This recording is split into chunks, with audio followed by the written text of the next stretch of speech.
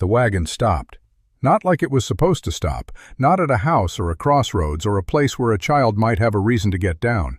It stopped in the middle of a stretch of road so empty the eye could find nothing to hold on to but heat shimmers and the distant hum of flies. The hand that clamped around Lily Carter's wrist was thin and hard as bone, and it did not let go gently. "Get out." Vanessa Hale's voice had no warmth in it, never had. But today it had something worse. It had satisfaction. I said, "Get out, girl." Lily was shoved off the wagon bench before her feet could find the step. Her knees hit gravel. Her palms split open. The thin gray dress she wore tore at the shoulder where Vanessa's fingers had dug in. She scrambled up, her throat already tightening. "Mama, please." "Don't you ever call me that again." The reins snapped. The wagon lurched forward. Dust rose in a thick brown cloud and settled slowly over Lily as she stood there watching the wheels roll away. She watched until the wagon was a smudge on the horizon, and then a speck, and then nothing at all. The road stretched empty in both directions. The sun was a white-hot brand straight overhead.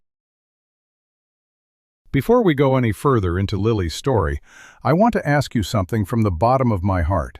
If you believe a child should never be thrown away like trash, hit that subscribe button right now and ring the bell so you don't miss a single chapter of this journey. Tell me in the comments what city you're watching from tonight, because I want to know where every kind soul is sitting as we walk through this desert with Lily.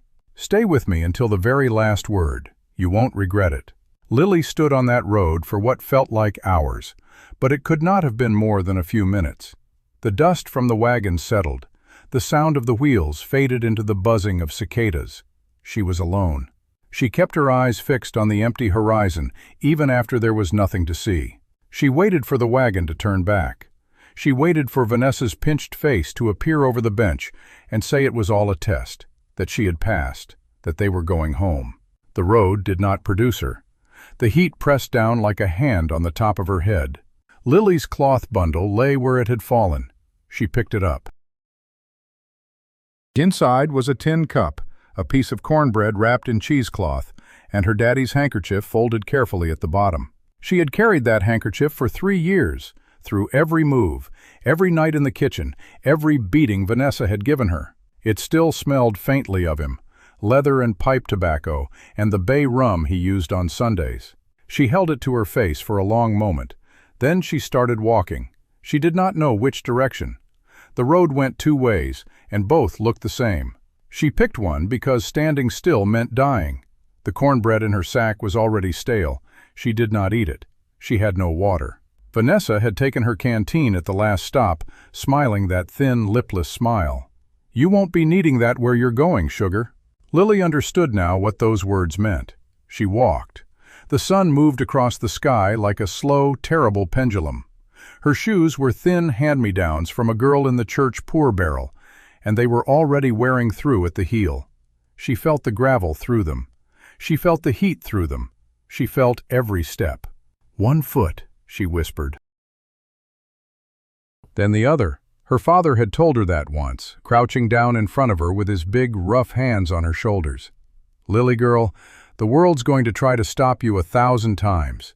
You just put 1 foot in front of the other and keep your head where the Lord can find it. Hear me?" "Yes, Daddy." She heard him now. She heard him in the crunch of her own footsteps and the buzzing of the flies. 1 foot, then the other. She walked until her tongue swelled and her vision started to blur at the edges.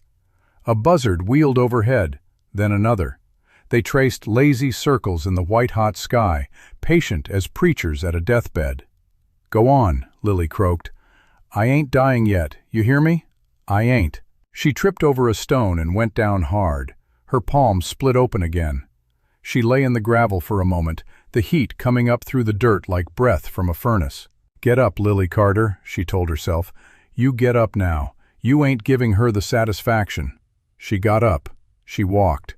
The sun began its slow slide toward the horizon, but the heat did not ease. Night out here would be no kinder. Night meant coyotes, rattlesnakes warming on cooling rocks, and cold that crept into a thin dress and an empty stomach. She did not think she would last until morning. She knew it the way a calf knows the rope is going around its neck. Her knees buckled. She went down sideways this time, the cloth bundle slipping from her hand, the tin cup rolling out and making a small, lonely sound on the road. She watched it roll. She watched it stop. She closed her eyes. Behind her eyelids it was dark and quiet, and she could pretend for a moment that she was back on her daddy's porch, dozing in the rope hammock, listening to him tune his fiddle in the kitchen. A voice broke through, not her father's voice, deeper, rougher, a man's voice, real. A shadow fell across her face, blocking the terrible heat. Lord Almighty! Boots crunched gravel beside her head. Child, hey, now look at me. She tried to open her eyes. The lids were heavy. You with me, miss? The voice was steady, the kind of steady a person puts on when they're trying not to scare a wounded animal. You just stay where you are. Don't try to move. Easy now. She heard a canteen unscrew. Then something cool pressed against her cracked lips. Drink, just a sip. Little sip now, miss. Slow. Water touched her tongue. It hurt the way warmth hurts a frozen finger. She gasped, and a hand came behind her head, lifting her gently. There you go. Easy. Don't choke on me now. She drank like an animal. He let her have a few swallows, then drew the canteen back. Slow. You drink too much too fast and you'll bring it all back up. She opened her eyes. The man crouching over her was tall, even on his knees, wide-shouldered, dark hat pulled low, dark vest over a pale shirt, a face weathered by 20 Texas summers and not softened by any of them. His eyes were brown, not warm but not cold either. The kind of eyes that had seen too much and decided not to flinch from it anymore. He looked at her, and something in his face changed. The set of his jaw loosened. The line of his mouth pulled down at one corner. Sweet Jesus, he murmured, almost a prayer. You ain't dead. Lily tried to speak. Her tongue was still too swollen. She managed, Am I about to be? No, ma'am, his voice was firm. Not on my road you ain't. She did not know why she said it. Maybe the water. Maybe his eyes. Maybe the simple fact that no grown man had bent down and called her ma'am in 3 years. She left me. The man went very still. Who left you, miss? My stepmother. The word tasted worse than dust. She said she was coming back. She said she just had to turn the wagon. But I've been waiting an awful long time and I don't think she's coming. He did not speak for a long moment. When he did, his voice had gone quiet, the way a thunderhead goes quiet before it splits the sky. How long, miss? Since before noon, maybe before. In this sun? Yes, sir. With no water? No, sir. And how old are you, child? 13, sir. Just turned last spring. He closed his eyes for a second. His jaw worked like he was chewing on something he didn't want to swallow. Then he opened them and looked at her with a face set the way men's faces set when they've made up their mind about a thing. What's your name, miss? Lily. Lily Carter. Lily Carter, he repeated it carefully. I'm Cole Maddox. You ever heard the name? She shook her head. A flicker of surprise or relief crossed his face. Don't matter. What matters is you're coming off this road with me right now. You hear? I don't know you, sir. No, ma'am, you don't. But I reckon you've got 2 choices. You can stay on this road and wait on a stepmother who ain't coming. Or you can come along with me, and I'll get you somewhere there's food and shade and a roof. I won't lay a hand on you. I won't ask a thing of you. You don't like what you see? I'll bring you to the sheriff in Fort Worth myself, and you tell him whatever you want. That's my word. He did not reach for her. He just crouched there, waiting like a man waiting on a wild colt to make up its own mind. Lily looked at his big, sun-worn hands resting on his knees. She looked at the rifle in the saddle scabbard behind him and the horse standing patiently a few feet off, a tall blood bay with a coat like polished mahogany, the kind of horse her daddy would have whistled at. Most of all, she looked at his eyes. Why are you stopping, mister? The words were almost a sob. Folks don't stop for the likes of me. Not no more. Cole Maddox's mouth tightened. He looked away down the road in the direction the wagon had gone. His hand curled briefly into a fist, then opened again. Because, miss, I once had a little girl about your age. She'd have been near enough, and there ain't a road in Texas or anywhere else I'd have passed her on without stopping. Lily's lip trembled. You had? I had. He did not say more. His jaw was tight. Now, are you coming? She nodded. It was barely a movement, but he saw it. All right, I'm going to pick you up now, real gentle. You holler if anything hurts. He slipped one arm under her shoulders and the other beneath her knees and lifted her like she weighed nothing. She felt the strength of him, but there was nothing rough in the lifting. He carried her to the blood bay. This here's Hannibal. He's a fool of a horse, but he's a gentle fool. He won't spook with you up there. He set her in the saddle and swung up behind her, one arm coming around her waist like a steady iron bar. She slumped back against his chest. For the first time since Vanessa's hand had shoved her off the wagon bench, she let go. She let go of the bundle. She let go of holding herself up. She let go of the long, terrible day. Where are we going, mister? Home, miss. We're going home. He clicked his tongue, and Hannibal turned smoothly off the road. Got a place not far. Few hours' ride. Maddox Ridge. Got food, got shade, got a woman named Maria who is going to take one look at you and start hollering for the kettle. You'll be all right. All right, Lily whispered. She did not believe him. 3 years had taught her better than to believe a grown person who said, "You'll be all right." But his arm was warm and steady around her, and the bay horse moved beneath them like a rocking chair. Sir? Mm-hmm. Why'd she leave me out there? He stiffened. Then he drew in a slow breath. Miss Lily, I have lived long enough on God's earth to know one thing. There's folks in this world who can't stand the sight of goodness because it shows them what they ain't. And I reckon you're a good child, and I reckon she couldn't bear it. Lily was quiet. She thought about Vanessa's pinched face and her thin smile. My daddy died, she said. After he died, she changed. She made me sleep in the kitchen. She said I wasn't her blood. Hush, miss.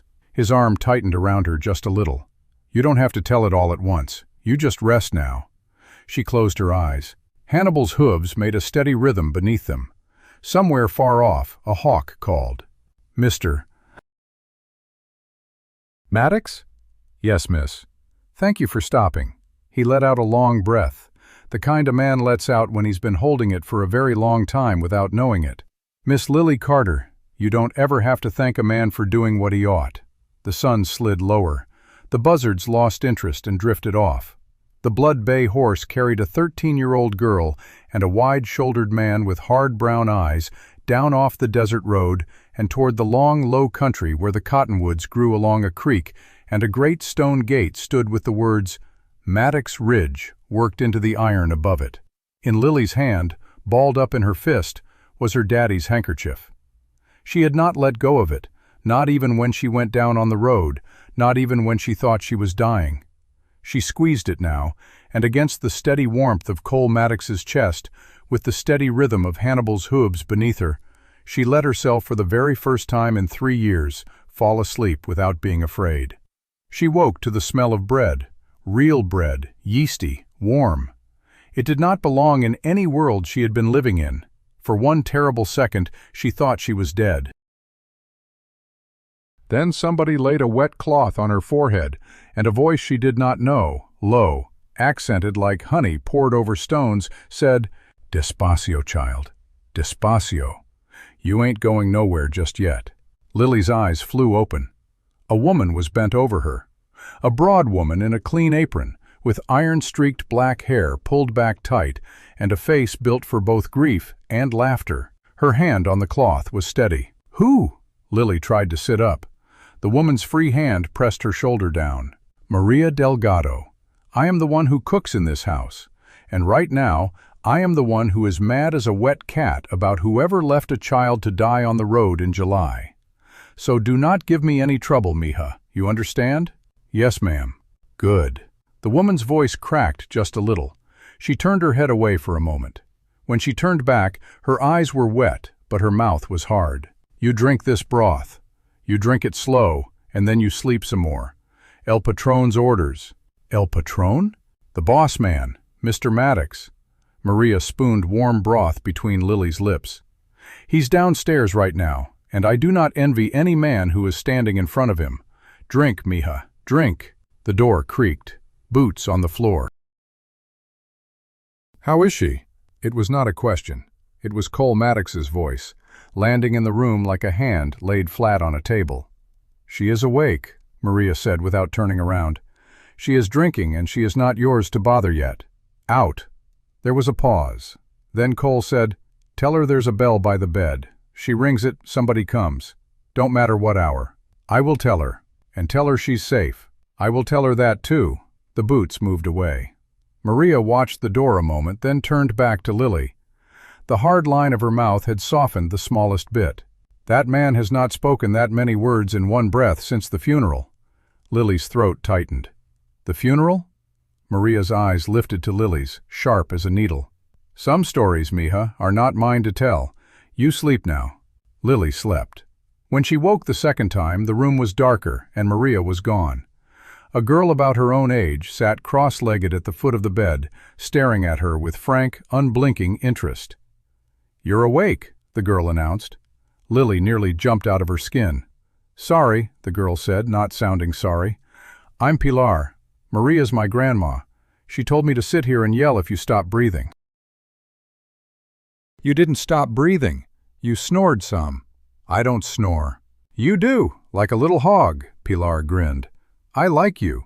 Lily did not know what to do with that. Nobody had said "I like you" to her in 3 years. "There's biscuits," Pilar said, "and a man downstairs who's been pacing the parlor like a bull tied too short. That's Mr. Cole. Don't be scared of him. He looks mean, but he's only mean to bad men." "I ain't scared," Lily lied. "You are too. Your hands are doing that twisty thing." Pilar tilted her head. "What's your name?" "Lily Carter." "Lily Carter," Pilar nodded solemnly. "All right, Lily Carter. You want to come downstairs and eat, or you want me to bring it up?" Lily looked at the door. She thought of the man with hard brown eyes who had stopped his horse on the road. "I'll come down." "Smart," Pilar said. "Folks always trust a man more after they've seen him with a fork in his hand." She held out her hand. Lily, after a long second, took it. Downstairs, the long pine table in the kitchen was laid with biscuits and fried ham and a little pot of honey. Cole Maddox stood at the far end with his back to the room, looking out the open kitchen door at the corral, his hat in his hand. He turned when he heard the floorboards. "Miss Lily." He did not smile. Lily did not think his face knew how, but something behind his eyes eased. "Sit, eat. Maria'll skin me if you don't put 2 of those biscuits down before you breathe." "I heard that," Maria called from the back pantry. Cole almost smiled. Lily sat. The chair was too big for her. Pilar sat right beside her, close enough their elbows touched. Lily put one slow hand on a biscuit. She looked at Cole. She was waiting. "Go on," he said. "Sir, I ain't got nothing to give you for it."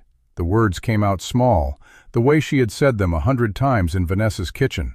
Vanessa always wanted something in return. Cole went still. "Miss Lily, there ain't a price on that biscuit. There ain't a price on this roof. There ain't a price on the bed you slept in. You don't owe me a thing. Not a chore, not a thank you, not a word of praise. You hear me?" "Yes, sir." "Eat your biscuit, child." She ate it in tiny bites at first, like she was waiting for somebody to snatch it away. Then, bigger bites. Then she was crying without making a sound, just tears running down into the honey. Pilar reached over and patted her arm without saying anything. Maria came in from the pantry, took one look, set down the jar of preserves she was holding, and walked back out so the child could cry in peace. Cole stood at the head of the table with his hat in both hands and watched her eat. When she had finished, he set his hat down carefully on the sideboard and pulled out the chair across from her. He folded his big hands on the table. "Miss Lily, I am going to ask you some questions. You ain't got to answer any of them tonight if you don't want to. Your stepmother's name?" "Vanessa Hale. She kept Daddy's name after. Vanessa Carter, some folks called her." "And your daddy?" "Thomas Carter. He had a piece of land out by Eagle Pass." Cole's jaw worked. "How big a piece?" "I don't rightly know, sir. Daddy said it was a fair piece. He said when I was grown it would be mine. He said he put it down on the paper that way, with the lawyer in town. Mr. Henley," she faltered. "Go on, miss." "Daddy said Vanessa wasn't to have it, not none of it. He told me the night before he took sick. He said, 'Lily, that land's yours. Don't you let no one tell you different.'" Cole's hands on the table changed. The fingers tightened. Then, slow and deliberate, he flattened them out again. "Did your stepmother ever talk about that land, miss?" "Yes, sir. After Daddy died, she had men come to the house, men in suits. She told me to stay in the kitchen, but I heard her. She was saying the land was hers. She was saying she'd sign whatever they wanted. She was saying the girl wouldn't be no trouble." "The girl?" "Yes, sir. That's what she called me, to them. Like I didn't have no name." Cole closed his eyes for a second. When he opened them, his voice was gentler than Lily had ever heard a grown man's voice be. "Miss Lily, is that why she put you on the road today? You reckon?" Lily looked down at her hands. "I reckon, sir. She said this morning I wasn't going to be a problem no more. She said she was going to fix it. She said no one was going to come looking." The kitchen was very quiet.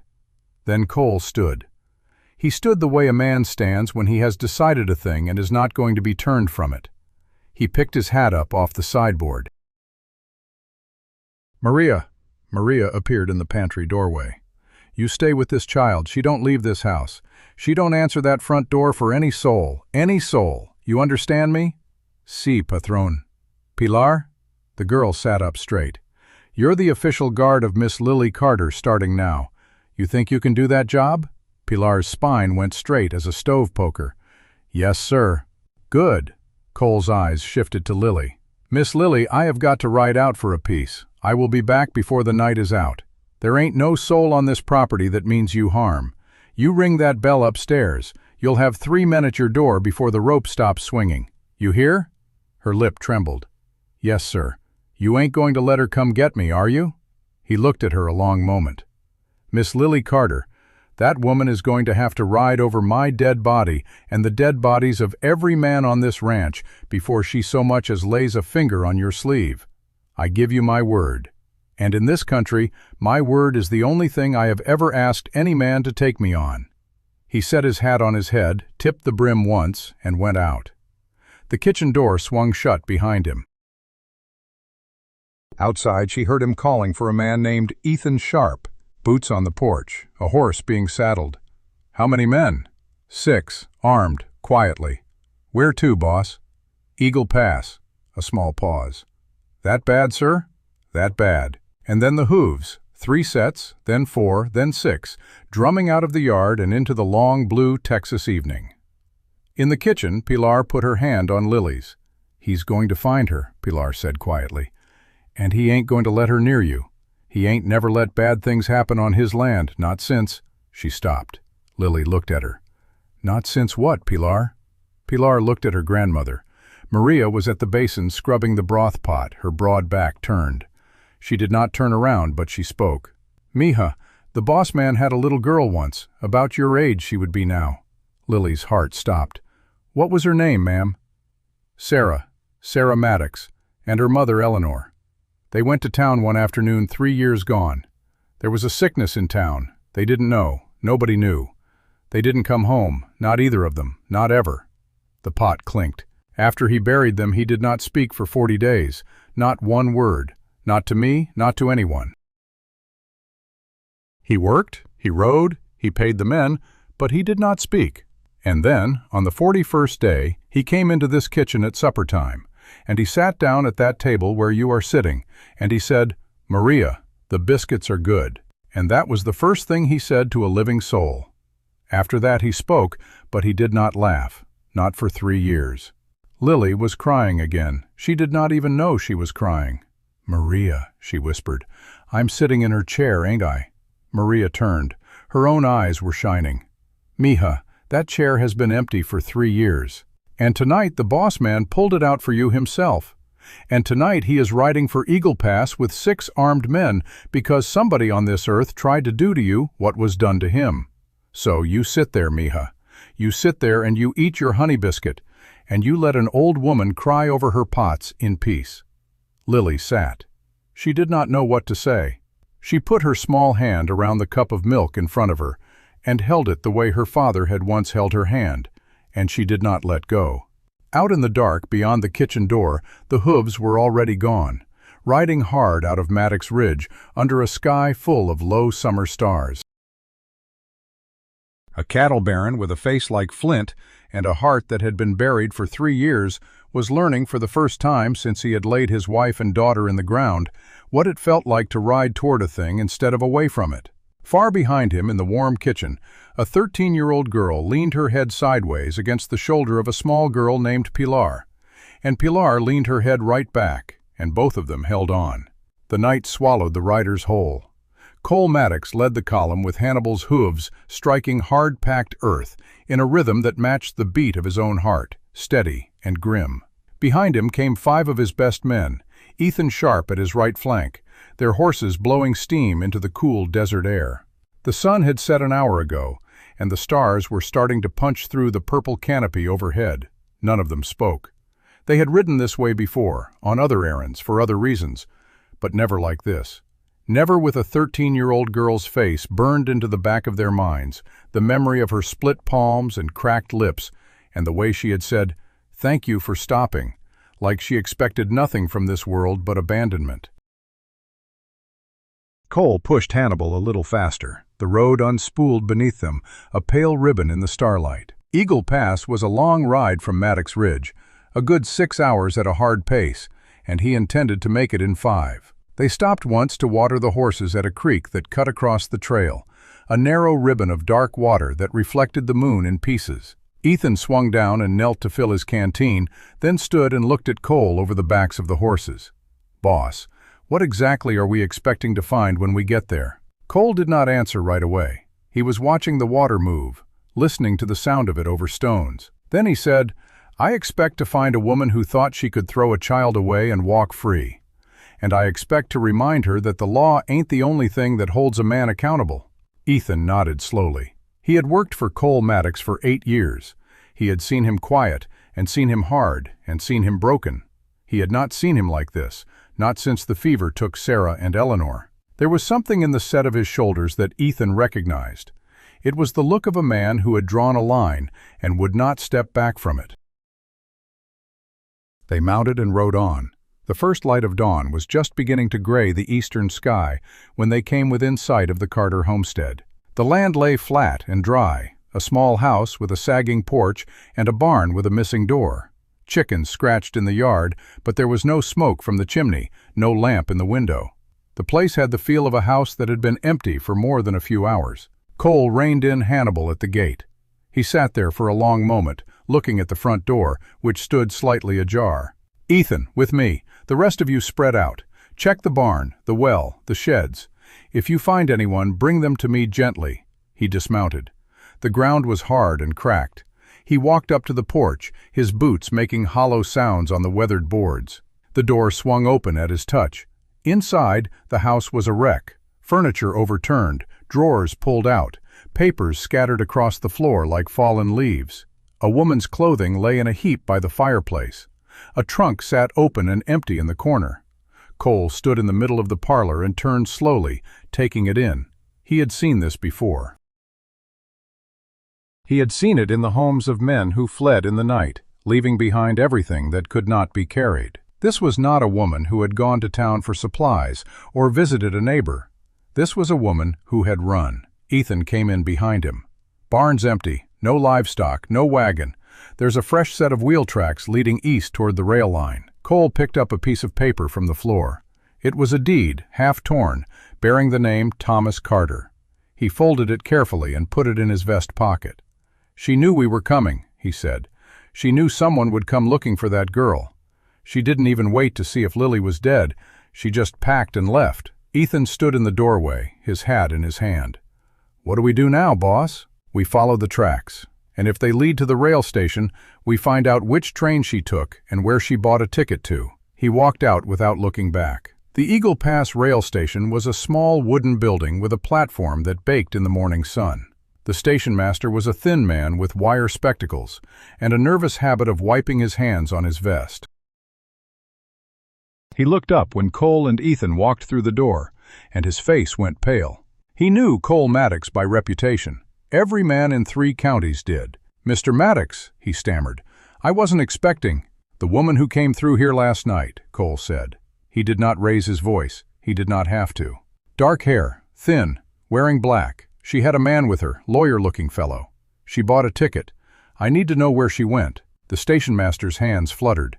Sir, I'm not supposed to give out passenger information. Company policy. Cole leaned forward, placing both hands on the counter. The wood creaked under his weight. I am not asking you to break the law. I am asking you to tell me where that woman went so that I can prevent her from committing a crime that involves a 13-year-old child she left to die on a road 20 miles west of here. Now, you can tell me, or I can ride into Fort Worth and have a judge issue a subpoena, and you can explain to him why you delayed an investigation into attempted murder. Your choice. The station master swallowed. He turned to a ledger on the desk behind him, licked his finger, and flipped through several pages. Last night's eastbound. She bought a ticket to St. Louis, one way. She had a companion, a man, separate ticket but same destination. Cole straightened. St. Louis, you're sure? Yes, sir. Wrote it down myself. She paid cash. I remember because she was in a hurry, kept looking over her shoulder. Cole turned to Ethan. Send a wire to the Pinkerton office in St. Louis. Description, alias, ticket number. Tell them I'm paying double their usual rate. I want her found. Yes, sir. Ethan went out to the telegraph office. Cole stood at the counter for a long moment, his hand still flat on the wood. The station master did not dare move. Finally, Cole said, "Thank you," and walked out into the morning light. The ride back to Maddox Ridge was quieter than the ride out. They had found the trail. They knew where she had gone. But the knowledge brought no satisfaction. A woman who could leave a child to die in the July sun was not a woman who would stay caught for long. She had a head start of nearly a full day, and St. Louis was a big city. Cole turned the problem over in his mind as Hannibal carried him home. He would find her. He would make sure she faced the law for what she had done. But first, he had to make sure the child in his kitchen felt safe. He had to be the thing she needed him to be, steady, certain, unmovable. He had not been that for anyone in 3 years. He was not sure he remembered how. Back at the ranch, Lily woke to the sound of Maria singing. It was a low, melodic hum coming from the kitchen, the tune of an old Mexican folk song that drifted up through the floorboards like smoke from a good fire. Lily lay still for a moment, staring at the ceiling. The room was warm. The bed was soft. The blanket that covered her was thick and smelled of lavender. She had not slept in a bed like this since her daddy was alive. She had not woken up without fear in 3 years. She tested the feeling, poking at it like a sore tooth. No one was going to yell at her. No one was going to drag her out of bed by her arm. No one was going to tell her she was worthless and lazy and lucky to have a roof. She sat up slowly. The door creaked open, and Pilar's head appeared. "You're up. Good. Grandma says breakfast is almost ready, and if you don't come down, she's going to bring it up to you, and then she's going to stand there and watch you eat, and that's just uncomfortable." Lily almost laughed. She had forgotten what that felt like, the small release of air that came before a laugh. She swung her legs over the side of the bed. The floor was cool against her bare feet. She was still wearing the thin gray dress from yesterday, torn at the shoulder and stained with dust. She looked down at it and felt a flicker of shame. Pilar followed her eyes. "Don't worry about that. Grandma already burned it." "What?" Lily looked up. "Burned it? This morning, first thing. She threw it in the stove. Said no child of Maddox Ridge was going to walk around in rags. She's got clothes laid out for you on the chair." Lily turned. A blue cotton dress hung over the back of a chair by the window. It was simple, with white stitching at the collar, but clean and new. Beside it were a pair of leather shoes, scuffed but sturdy. Lily touched the sleeve of the dress. Her hand trembled. "I can't take this," she whispered. "I ain't got nothing to give for it." Pilar crossed the room and stood beside her. "That's the thing about this place," she said. "Nobody asks for anything back. That's just how Mr. Cole runs it. If you need something, you get it. No strings, no trades. He says a man who keeps score ain't a man, he's a bookkeeper." Lily looked at her. "He said that?" "Word for word, Grandma told me. He said it after he hired her 12 years ago when she didn't have a penny to her name and he gave her a job and a room and told her to feed his family. She never forgot it. None of us have." Lily pulled the blue dress over her head. It fit. Not perfectly, but close enough. She ran her hands down the fabric, feeling the weight of it. It was the first new thing she had worn in 3 years. Breakfast was a loud affair. The kitchen was full of men coming and going, grabbing biscuits off the table, pouring coffee from a pot that never seemed to empty. Maria stood at the stove, her back to the room, flipping eggs and slapping ham onto a platter with practiced efficiency. Lily sat at the table between Pilar and a young ranch hand named Diego, who had a shy smile and did not say much. The men talked about cattle and fence lines and a break in the north pasture that needed mending. They did not talk about Lily. They did not stare at her. They treated her like she had always been there, like she was part of the furniture. And that was the most comforting thing she could imagine. Ethan came in mid-meal, his face lined with dust and fatigue. He grabbed a cup of coffee and leaned against the counter. "Mr. Cole's on his way back. Should be here within the hour. He wants everyone to stay put until he gets here. No one in or out of the ranch without his say-so." Maria turned from the stove. "And the woman?" Ethan shook his head. "Gone. St. Louis. He's got the Pinkertons on it." A low murmur went through the room. Lily stared at her plate. So Vanessa had run. Of course she had. She was smart that way. She always had an escape plan. Lily had learned that lesson the hard way, more than once. But hearing it confirmed, knowing that Vanessa was out there somewhere, free and unpunished, made her stomach clench. Pilar must have noticed, because she reached under the table and squeezed Lily's hand. "She ain't gonna stay free," Pilar whispered. "Mr. Cole don't lose." Not when it matters. Lily wanted to believe her. She wanted to believe that the big man with hard brown eyes could do what no one else had ever done: protect her, keep her safe. But she had believed things before. She had believed Vanessa when she promised to be a good mother. She had believed her father when he said he would never leave. Belief had a way of turning into dust in her mouth. She ate her breakfast in silence. Cole returned a little before noon. Lily heard the horses before she saw them, the thud of hooves in the yard, the creak of saddle leather, the low voices of men dismounting.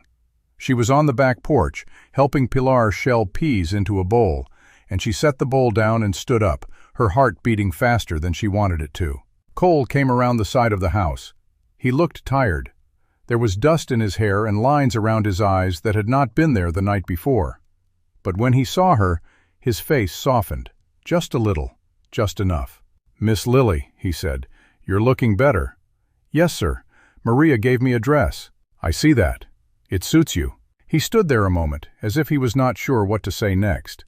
Then he said, "I need to talk to you." "Inside, if you're up to it." She nodded and followed him into the parlor. He closed the door behind them and motioned for her to sit on the sofa. He took the chair across from her, leaning forward with his elbows on his knees. "I'm going to tell you what I found, and I want you to listen to all of it before you say anything. Can you do that?" She nodded again. He told her about the empty house, the torn-up parlor, the tracks leading to the rail station. He told her about the ticket to St. Louis and the Pinkertons and the man who had been with Vanessa, a lawyer named Henry Pell who had been sniffing around oil land in the area. He told her that Vanessa had likely been planning this for months, maybe longer, that she had forged a will and tried to sell her daddy's land out from under her. Lily listened.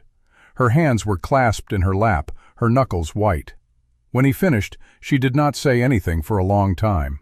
Then she said, "She's going to get away with it." "No," Cole's voice was firm. "She is not. You don't know her, Mr. Maddox. She's slick. She's got a way of talking people into things. She talked my daddy into marrying her, and she talked him out of half his savings before he died. She can talk a judge into believing the sky is green if she sets her mind to it." Cole leaned back. He looked at her for a long moment, and then he said, "Miss Lily, I have been dealing with slick talkers my whole life.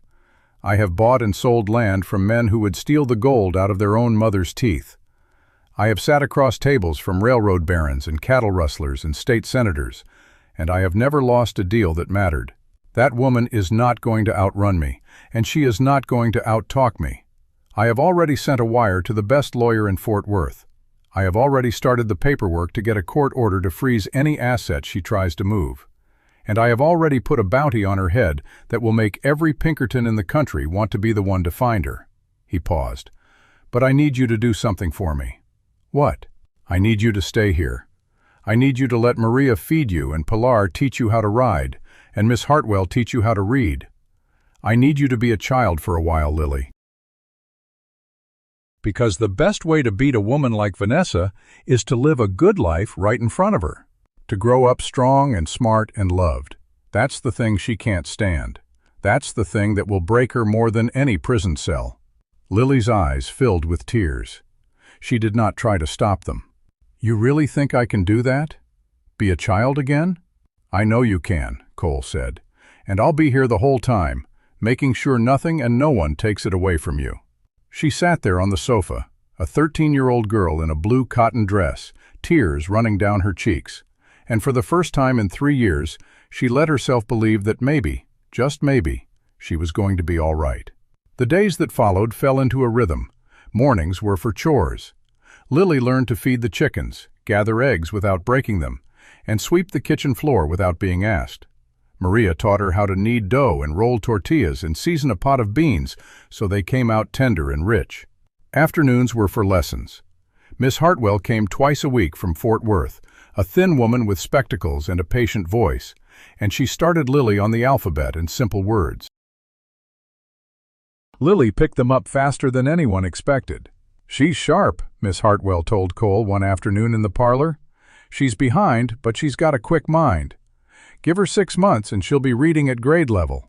Give her a year and she'll be ahead. Cole nodded. He did not say much, but Maria noticed that he started leaving books on the kitchen table.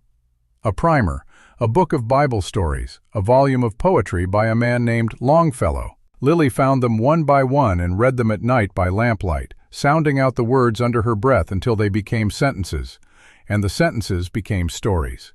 Evenings were the best part.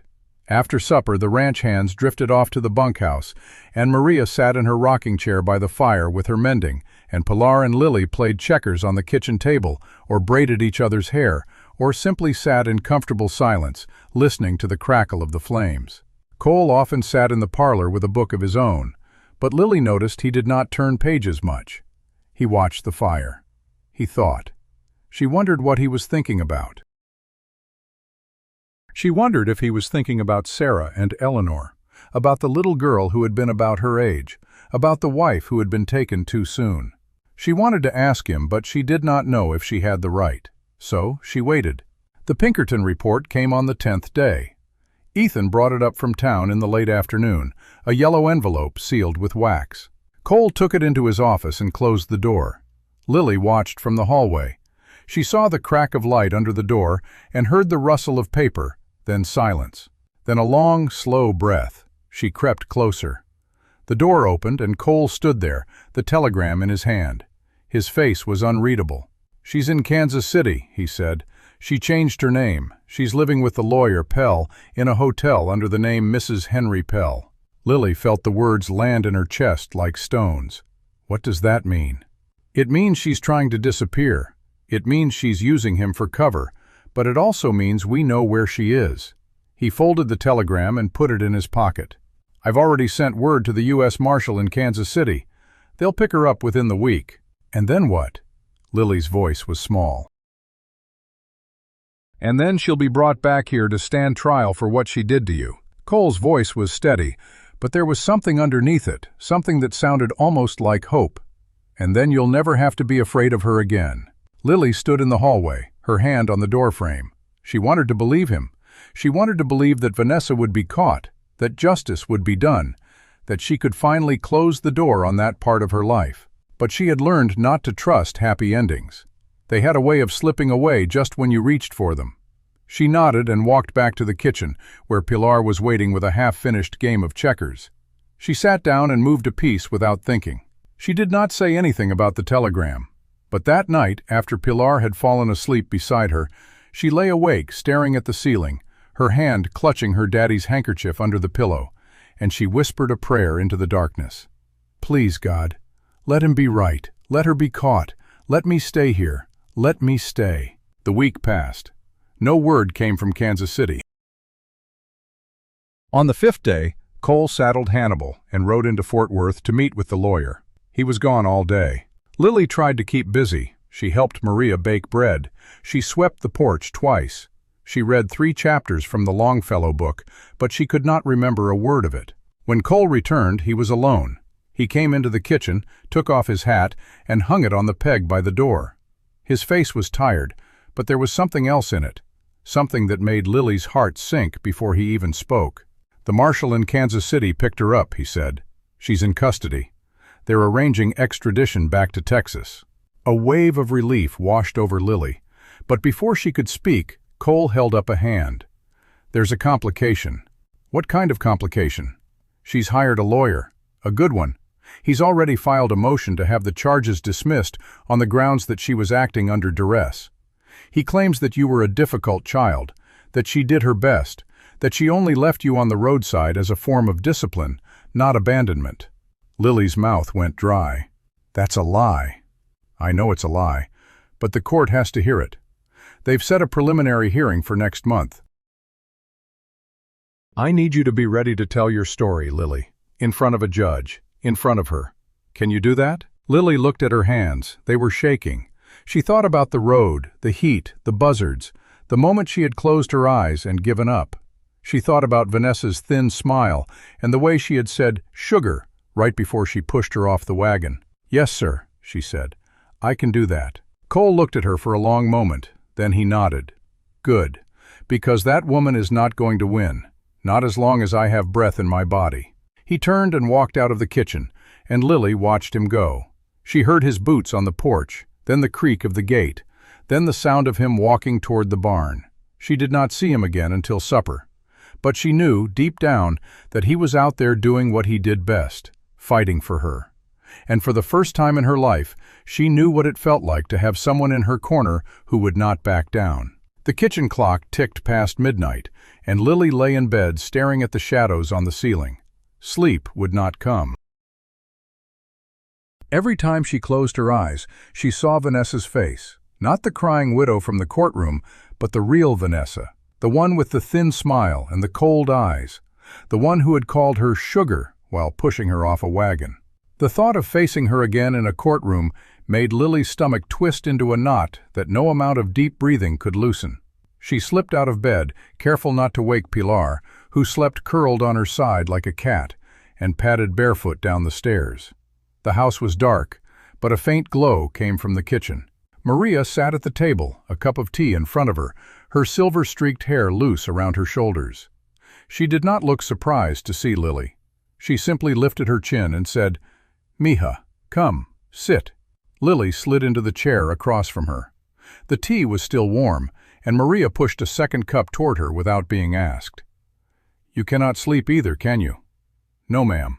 "The mind, it is a hard thing to quiet when it has been hurt."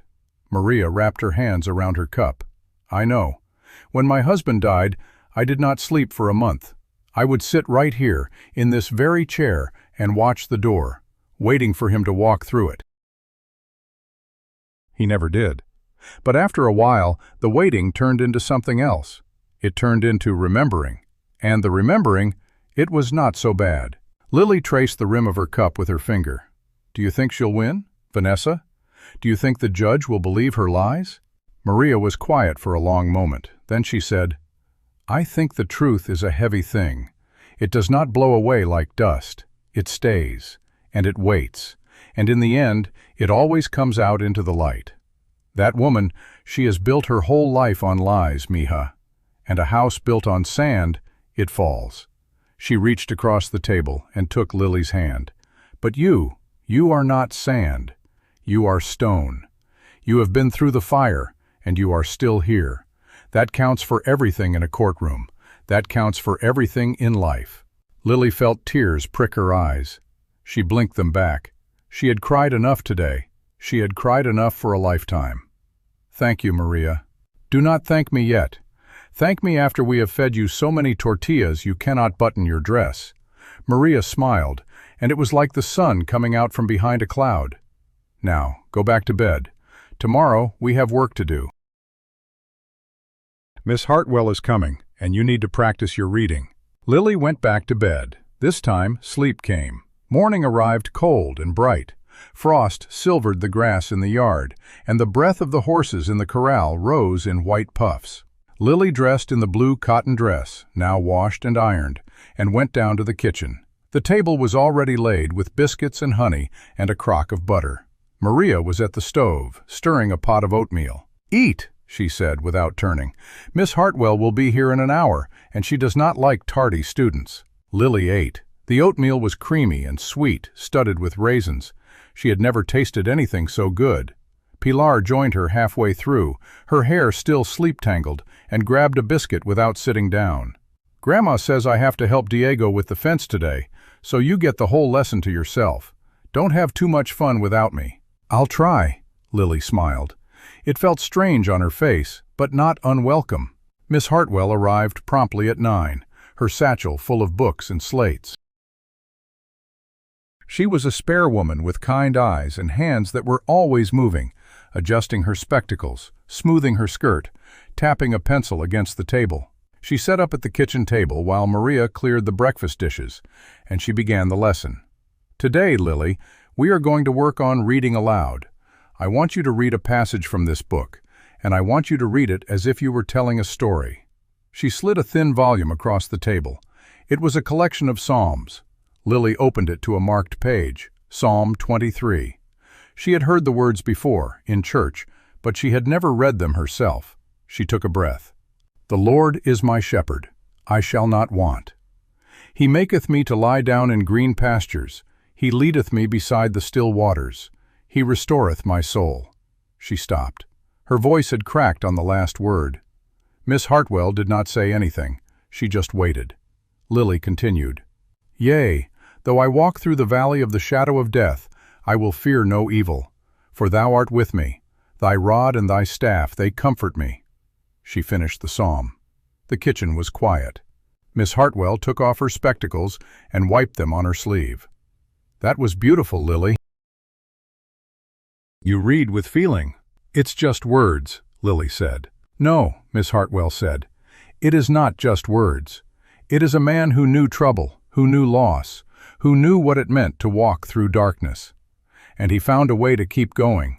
That is what makes those words powerful. You understand that, don't you?" Lily nodded. She understood it better than she wanted to. That afternoon, Cole found her on the back porch, the psalm book open in her lap. He sat down on the step beside her, his knees cracking, and looked out at the corral. "Miss Hartwell says you did good work today. She's a good teacher. She says you memorized the whole psalm already." Lily shrugged. "It ain't long. That's not the point. The point is, you did it. You're learning." He was quiet for a moment. Then he said, "I used to read that psalm at Sarah's bedside, every night.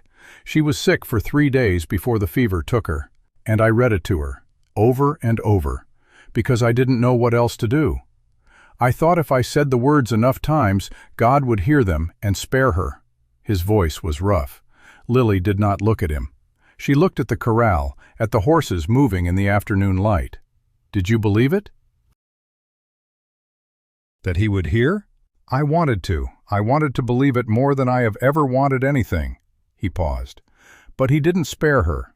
And for a long time, I was angry. I was angry at God, at the world, at myself for not being able to save her. I stopped reading that psalm. I stopped praying. I stopped talking to anyone who might ask me how I was feeling." He turned to look at her. "And then I found you on that road. And I don't know if that was God's doing or just blind luck, but it made me start thinking that maybe there was still a purpose for me in this world. Maybe I was supposed to be here for you." Lily's throat tightened. "Mr. Maddox." "Cole," he said. "Or, if you're ready for it, you can call me something else, but only when you're ready." She looked at him. The hard lines of his face, the deep creases around his eyes, the way his hands rested on his knees. She thought about the word she had been holding inside her teeth for weeks. "Daddy," she whispered. It was barely a sound, but he heard it. His jaw tightened. He turned his face away for a moment, and when he turned back, his eyes were bright. "Yes, miss?" "I'm ready." He nodded. He did not say anything else. He just reached over and laid his hand on top of hers, and they sat there together on the porch, watching the sun sink behind the corral, the shadows lengthening across the yard, and for a little while, The world was quiet. The next morning, a letter arrived. It was brought up from town by a boy on a mule, a sealed envelope with no return address. Ethan took it from the boy and brought it to Cole in the barn. Cole opened it, read it once, twice, and then folded it slowly. His face did not change, but Ethan, who had known him for 8 years, saw the tension in his shoulders. "Bad news, boss? It's from her lawyer. He's threatening to file a motion against me for unlawful confinement of a minor. Says I have no legal standing to keep the girl, and if I don't produce her within 72 hours, he'll have a judge issue a warrant for my arrest." Ethan's face went dark. He can't do that. He can try, and with the right judge he might succeed. Whitfield's still on the bench, and he's still a Pell man. Cole crumpled the letter and shoved it into his pocket. "I need to ride to Fort Worth.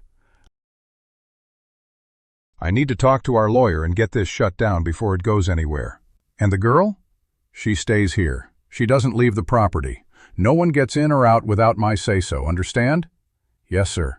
Cole saddled Hannibal and rode out within the hour. Lily watched him go from the kitchen window, her hand pressed against the glass. She did not know what the letter said, but she saw the way he had set his jaw, the way he had swung into the saddle without a word to her. Something was wrong. She could feel it in her bones. Maria came up behind her and put a hand on her shoulder. "Do not worry, mija. He will fix it. He fixes everything." But Maria's voice was not as steady as it usually was. The day stretched long. Pilar tried to distract Lily with checkers and a card game Maria taught them, but Lily could not focus. She kept looking at the gate, waiting for Hannibal to appear. The sun climbed, then began its slow descent. Supper came and went. Maria left a plate on the stove for Cole, covered with a cloth. The lamps were lit. Lily sat on the porch in the dark, wrapped in a blanket, watching the road. She must have fallen asleep, because the next thing she knew, she was being lifted. She opened her eyes. It was Cole, carrying her up the stairs. "Daddy?" "I'm back. Everything's fine. Go back to sleep." "The letter?" "Taken care of. Our lawyer filed a countersuit. The judge threw out the motion before it even made it to the docket.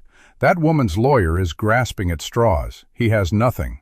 Lily let out a breath she had not realized she was holding. "You promise?" "I promise." He set her down on her bed and pulled the blanket up to her chin. "Now sleep. Tomorrow, we ride. I'm going to show you the whole ranch. Every fence line, every creek, every acre of it. It's time you knew where you belong." She smiled, small and tired. "Yes, Daddy." He stood in the doorway for a moment, the lamplight from the hallway casting his shadow long across the floor. Then he closed the door, and Lily heard his boots on the stairs, and she fell asleep with the sound of them still in her ears. The next morning they rode out at dawn. Cole had saddled a gentle mare for Lily, a dappled gray named Luna, and he rode Hannibal beside her. They crossed the south pasture first, where the grass was tall and golden in the low light, and then through a stand of cottonwoods that bordered a creek. Cole showed her the spring where the cattle drank, the line shack where the hands stayed during roundup, the old oak tree where he had carved his initials with his father 50 years ago. They stopped for lunch on a ridge that overlooked the whole valley. The ranch spread out below them, a patchwork of fields and woods and winding water, with the house a small white dot in the distance. "This is all of it," Cole said. "From the gate at the south to the bluffs on the north, it's Maddox Ridge. And it's yours as much as it's mine. I've already spoken to my lawyer about changing the will. When I'm gone, this land goes to you." Lily's breath caught. "You can't do that. You have family." "I had family," he said, "and I'll always carry them with me. But you're my family now, Lily, and I want you to have a place that no one can ever take from you." She did not know what to say. The words would not come, so she just nodded and looked out at the valley, and she let the feeling of belonging settle into her bones. The days before the hearing passed in a blur of lessons and chores and long rides. Lily grew stronger. Her hands, once soft and unused to work, became calloused from gathering eggs and hauling water. Her legs grew steady in the saddle. Her reading improved by the day, and Miss Hartwell began bringing her books from her own collection. Novels about faraway places and people who overcame great odds. Lily devoured them. At night, she read aloud to Pilar by lamplight, and Pilar listened with her chin on her knees, never interrupting, only sighing at the good parts. Cole watched from the doorway sometimes, unseen, and listened to her voice fill the house that had been silent for so long. He did not tell her he was listening. He did not tell her that the sound of her reading was the sweetest thing he had heard in 3 years. The night before the hearing, Lily could not sleep again. She lay in bed, her daddy's handkerchief clutched in her hand, and she prayed. She prayed that the judge would believe her. She prayed that Vanessa would be stopped. She prayed that she would not have to go back. And then she got up and walked to Cole's door. She knocked softly. The door opened, and he stood there in his shirt sleeves, his hair rumpled, his eyes tired. "Can I sit with you for a while?" He stepped aside and let her in. She sat on the edge of his bed, and he pulled up a chair across from her. "I'm scared," she said. "I know. What if I forget what to say? What if I freeze up and can't get the words out?" "Then you take a breath, and you start again. And if you still can't find the words, you look at me. I'll be right there, and I'll say them for you. You promise?" "I promise." He leaned forward. "Listen to me, Lily. You have already survived the hardest part. You survived her. You survived that road. You survived 3 years of being told you were worthless. And you are standing here, today, in this house, in this room, with a whole life ahead of you. That is more than she could ever take from you. Tomorrow is just a formality. The truth is already on your side." She nodded. She felt the fear loosen its grip just a little. "Thank you, Daddy." "You're welcome, daughter." She went back to her room and slept. Morning came gray and cold. A low cloud cover hung over the ranch, threatening rain.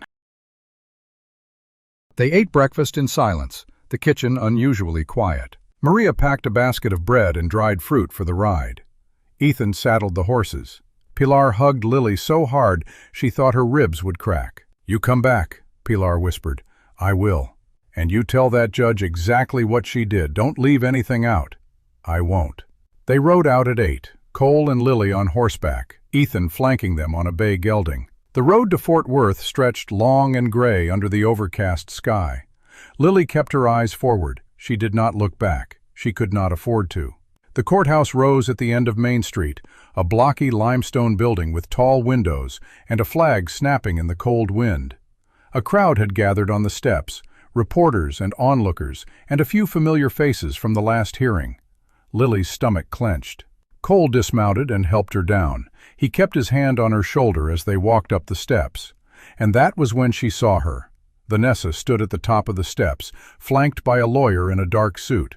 She was dressed in black again, her hair pinned up, her face composed into an expression of weary dignity. But her eyes, when they met Lily's, were not weary. They were cold and sharp and full of hate. And she smiled. She smiled the way she had smiled when she pushed Lily off the wagon. "Hello, sugar," she said. Lily froze. Her feet would not move. The crowd murmured. The reporters' pencils hovered. And Cole's hand on her shoulder tightened, steady as an anchor. "Keep walking," he said, his voice low and even. "She's nothing. She's already beaten. You just have to tell the truth." Lily looked at him. She looked at the hard set of his jaw, the unwavering light in his eyes. And she kept walking. She walked past Vanessa without a word, past the reporters, through the tall double doors, and into the cold marble hallway of the courthouse, the echo of her own footsteps following her like a promise. She was not that girl on the road anymore, and she was never going to be again. The courtroom smelled of old wood and dry ink and the faint mustiness of papers stored too long in cabinets. Lily sat in the chair beside Cole at the long table, her hands folded in her lap, her back straight as a fence post. She had practiced sitting like this with Maria, who said a girl who sat straight looked like she belonged in any room she walked into. Across the aisle, at her own table, Vanessa Hale Carter sat with her lawyer, a portly man with a gold watch chain and the soft, practiced voice of someone who had talked his way out of worse corners than this. She did not look at Lily. She looked at the judge's bench, her face a mask of composed grief. The judge was a new man, not Whitfield. Judge Bouchard had been reassigned to this case after the preliminary hearing, and word had spread through the courthouse that he was a man of rigorous honesty, the kind of judge who did not suffer lies lightly. He wore a black robe that seemed to swallow the light, and his eyes, when they swept the room, missed nothing. The bailiff called the court to order. The rustling of skirts and the scraping of boots settled into silence. Judge Bouchard adjusted his spectacles and looked at the papers before him. "We are here today on the matter of the state of Texas versus Vanessa Hale Carter, charged with child endangerment, attempted murder, forgery, and fraud. Also before the court is the petition for permanent guardianship of the minor child Lily Carter, filed by Mr. Cole Maddox. Both matters will be heard together." "Counsel, you may proceed." The prosecutor stood first, a young man named Strickland with a sharp jaw and restless hands. He outlined the case in clean, clipped sentences. He spoke of a 13-year-old girl left on a desert road in July with no water, no food, no shelter. He spoke of a forged will, a stolen deed, a woman who had boarded a train east while the child she had abandoned lay unconscious in a stranger's home. He spoke for 20 minutes, and when he sat down, the weight of his words hung in the air like smoke. Then Vanessa's lawyer rose. He adjusted his watch chain, cleared his throat, and began to speak of a grieving widow, a troubled child, a misunderstanding blown out of proportion by a wealthy cattle baron with his own agenda. He spoke of Vanessa's tears, her sleepless nights, her frantic search for the missing girl. He painted a picture of a woman wronged, a mother figure betrayed. Lily listened to it all. She felt the lies land on her skin like grains of sand, each one small, but together they could bury a person. She looked at her hands. She thought about the road. She thought about the buzzards. She thought about the moment she had closed her eyes and given up. And she knew that she could not let those lies stand. The prosecutor called her to the stand. She stood up. Cole put his hand on her arm, just for a second, and she felt the warmth of it through her sleeve. She walked to the witness chair, climbed up, and sat down. The bailiff held the Bible out to her. She put her hand on it. "Do you swear to tell the truth, the whole truth, and nothing but the truth, so help you God?" "I do." Strickland approached. He spoke to her gently, the way a man speaks to a sparrow he does not want to startle. "Miss Carter, can you tell the court what happened on the morning of July 12th of this year?" She took a breath. She started at the beginning. Not the road, not the wagon, but the morning. The way Vanessa had woken her early. The way she had been told to pack her bundle. The way she had been told they were going to visit a sick aunt in the next county. She told the court about the long ride, the growing heat, the way Vanessa had not spoken a word for hours. She told them about the moment the wagon stopped, the hand on her wrist, the voice telling her to get out. She told them about the dust and the gravel and the tear in her dress. She told them about watching the wagon disappear. The courtroom was absolutely silent. She told them about the walk, the sun, the cornbread she had not eaten, the buzzards circling. She told them about falling, about closing her eyes, about the voice that had pulled her back. She told them about Cole Maddox. When she finished, her voice was hoarse. She had not cried. She had promised herself she would not cry in front of Vanessa. Strickland nodded. "Thank you, Miss Carter. I have no further questions." The judge turned to Vanessa's lawyer. "Your witness." The portly man rose. He approached the stand slowly, his hands clasped behind his back, his face arranged into an expression of kindly concern. "Miss Carter, I understand this is difficult for you, but I need to ask you a few questions. You say your stepmother left you on the road. Did she say anything before she left?" "She told me to get out." "And you got out." "She shoved me." "But you did not resist? You did not try to stay in the wagon?" "She shoved me off the bench. I didn't have time to resist." "I see. And during the 3 years you lived with Mrs. Carter, how would you describe her treatment of you?" Lily's throat tightened. She remembered the kitchen floor, the cold suppers, the words that cut deeper than any switch. "She was not kind." "Not kind. Could you be more specific?" "She made me sleep in the kitchen. She fed me scraps.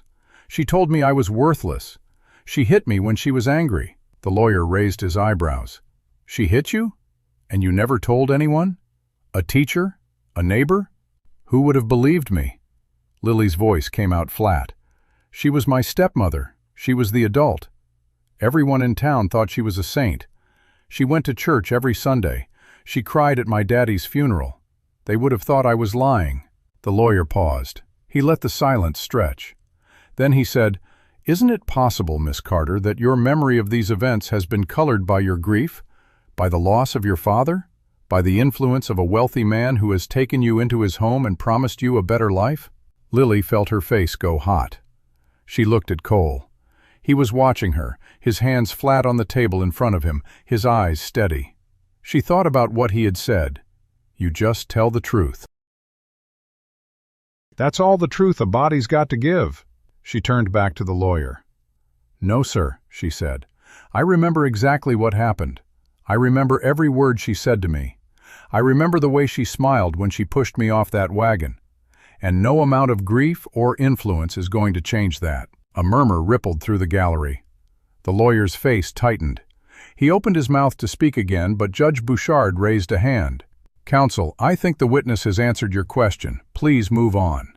The lawyer had no more questions. He sat down. Lily stepped down from the stand. She walked back to her seat, and Cole put his hand on her shoulder, just briefly, and she felt the trembling in her own legs finally begin to quiet. The prosecutor called Cole Maddox to the stand. He walked up with the same steady gait he used when crossing his own pasture, unhurried, unbothered. He sat in the witness chair, his hat on his knee, his hands folded over the brim. Strickland asked him to describe the day he found Lily. Cole told it plainly, without drama.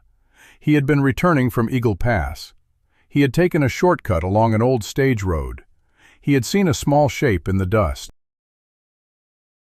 He had thought it was a dead animal. It had turned out to be a child. What condition was she in? She was barely conscious. Her lips were cracked. Her tongue was swollen. She had been in the sun for hours with no water. Did she tell you what had happened? She told me her stepmother had left her. She told me she had been waiting for her to come back. She told me she knew she wasn't coming back. And what did you do? I brought her home. I gave her water. I put her to bed. And I went looking for the woman who had left her there. Strickland paused. "Mr. Maddox, why did you do that? You did not know this child. You had no obligation to her." Cole looked at Lily. His voice was rough, but steady. "Because somebody had to. And because I knew what it was like to be alone in the world with no one to turn to. I couldn't just ride past." The gallery was still. Even the reporters had stopped writing. Vanessa's lawyer cross-examined. He tried to paint Cole as a man with a reputation, a man who had been strange and withdrawn since the death of his family, a man who might have taken the child for reasons of his own. Cole answered each question without flinching. Yes, he had been withdrawn. Yes, he had grieved. Yes, he had not left his ranch for months after the funerals. But he had not taken the child for any reason but the one he had given. "I found a dying girl on the road," he said. "I brought her to my home. I gave her food and shelter. And I have done nothing since but try to keep her safe. If that makes me a suspect in your eyes, then so be it.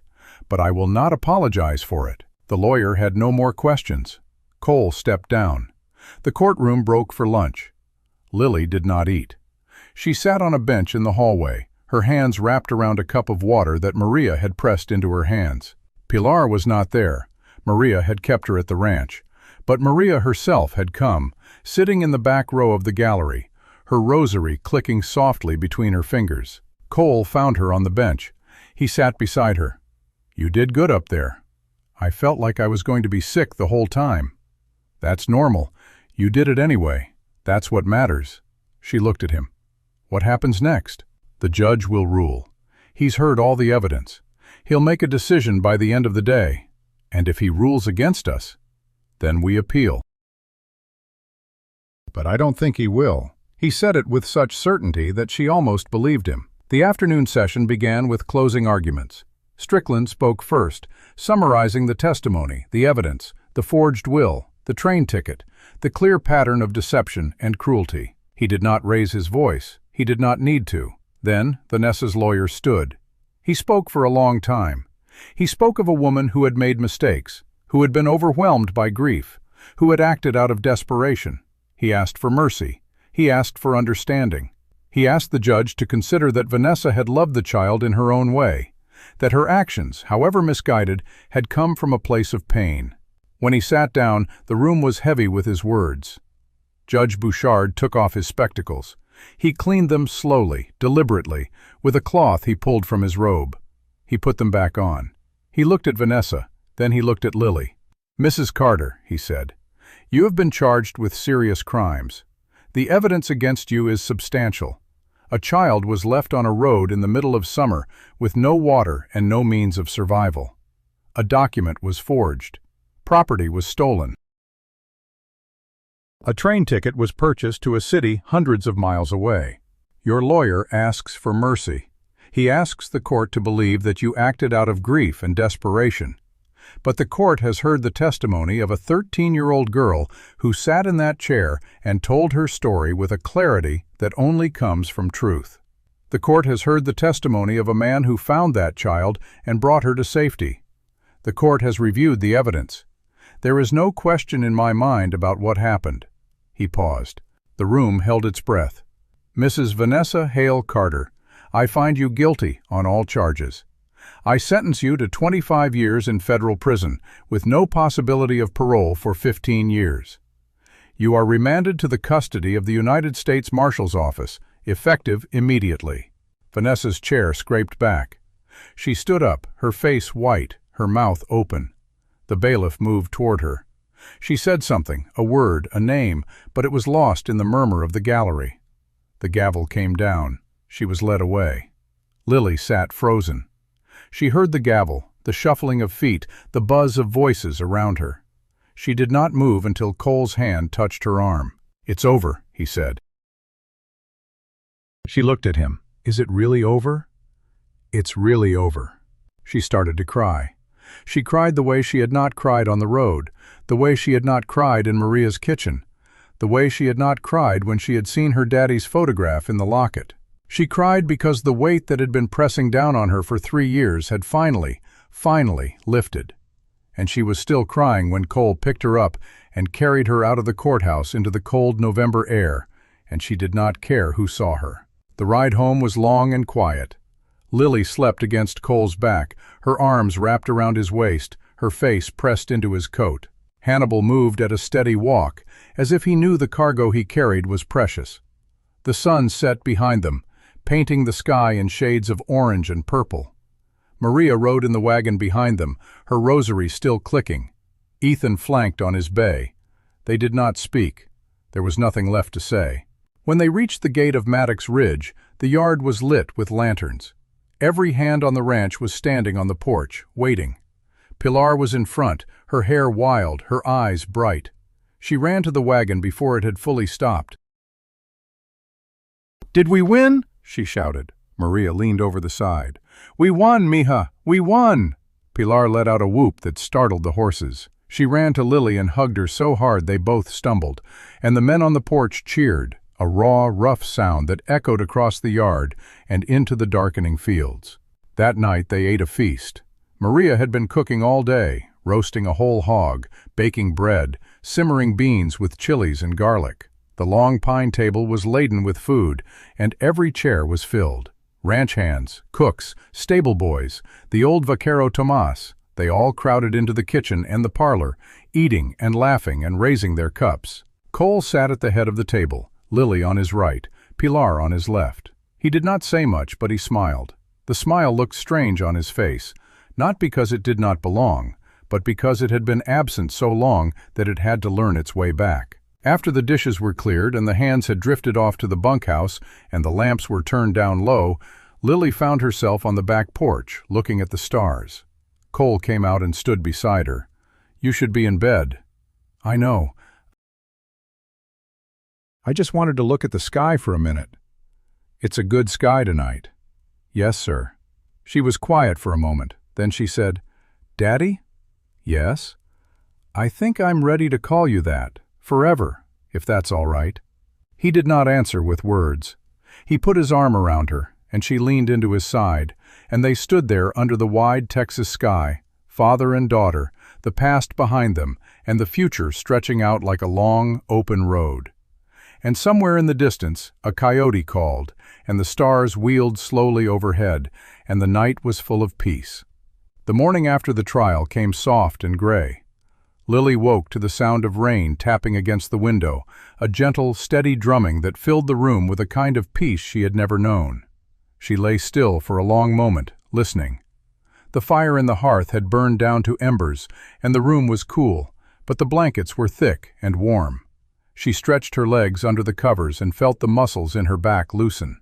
For the first time in 3 years, she woke without the sick weight of fear in her stomach. She lay there and let herself feel it. The fear was gone, not hiding, not waiting to pounce, but truly gone. She closed her eyes and whispered a thank you to no one in particular, to the ceiling, to the rain, to whatever had brought Cole Maddox down that road on the day she had needed him most. Then she got up. The kitchen was already bustling. Maria stood at the stove, stirring a pot of oatmeal, her hair pinned up under a scarf. Pilar sat at the table with a slate, copying letters with a piece of chalk, her tongue sticking out in concentration. She looked up when Lily came in and grinned. "You're finally awake. Grandma said not to wake you. She said you needed rest, but I've been up for hours. I already fed the chickens." "You did not," Maria said without turning. "Diego fed the chickens. You stood in the doorway and gave orders." "Same thing," Pilar shrugged. Lily laughed. It was a small sound, but it was real. She sat down at the table, and Maria placed a bowl of oatmeal in front of her with a pat of butter melting into the center. "Eat. You have a long day ahead. What's happening today?" "Miss Hartwell is coming at noon, and Mr. Cole said he wants to take you to see the north pasture after lunch. He says there is something he wants to show you." Lily stirred her oatmeal. The butter had soaked into the oats, turning them golden. "Is everything all right?" Maria stopped stirring. She turned and looked at Lily with a steady gaze. "Everything is more than all right, mija. Everything is as it should be." But there was something in her voice, a carefulness, that made Lily pause. She did not push it. She ate her oatmeal and tried to shake the feeling that the other shoe was about to drop. Miss Hartwell arrived at noon, her satchel dripping rainwater. She shook out her umbrella on the porch and came inside with a rustle of wet skirts. "Good afternoon, Lily. I trust you've been practicing your reading." "Yes, ma'am." Lily led her to the kitchen table, where the books were already laid out. Miss Hartwell set down her satchel and opened it, pulling out a thin volume with a worn leather cover. "I brought you something special today. It's a collection of essays by a man named Ralph Waldo Emerson. He wrote about nature, about the soul, about the strength that comes from within. I thought you might find some of it helpful." Lily took the book. The cover was soft and cracked, the pages yellowed. She opened it to a random page and read a line aloud. "What lies behind us and what lies before us are tiny matters compared to what lies within us." She looked up. "That's good." Miss Hartwell smiled. "I thought you'd like it." The lesson went well. Lily read 2 essays, stumbling over some of the longer words, but pushing through with a determination that made Miss Hartwell nod in approval. They discussed the meaning of the essays, and Lily surprised herself by having opinions.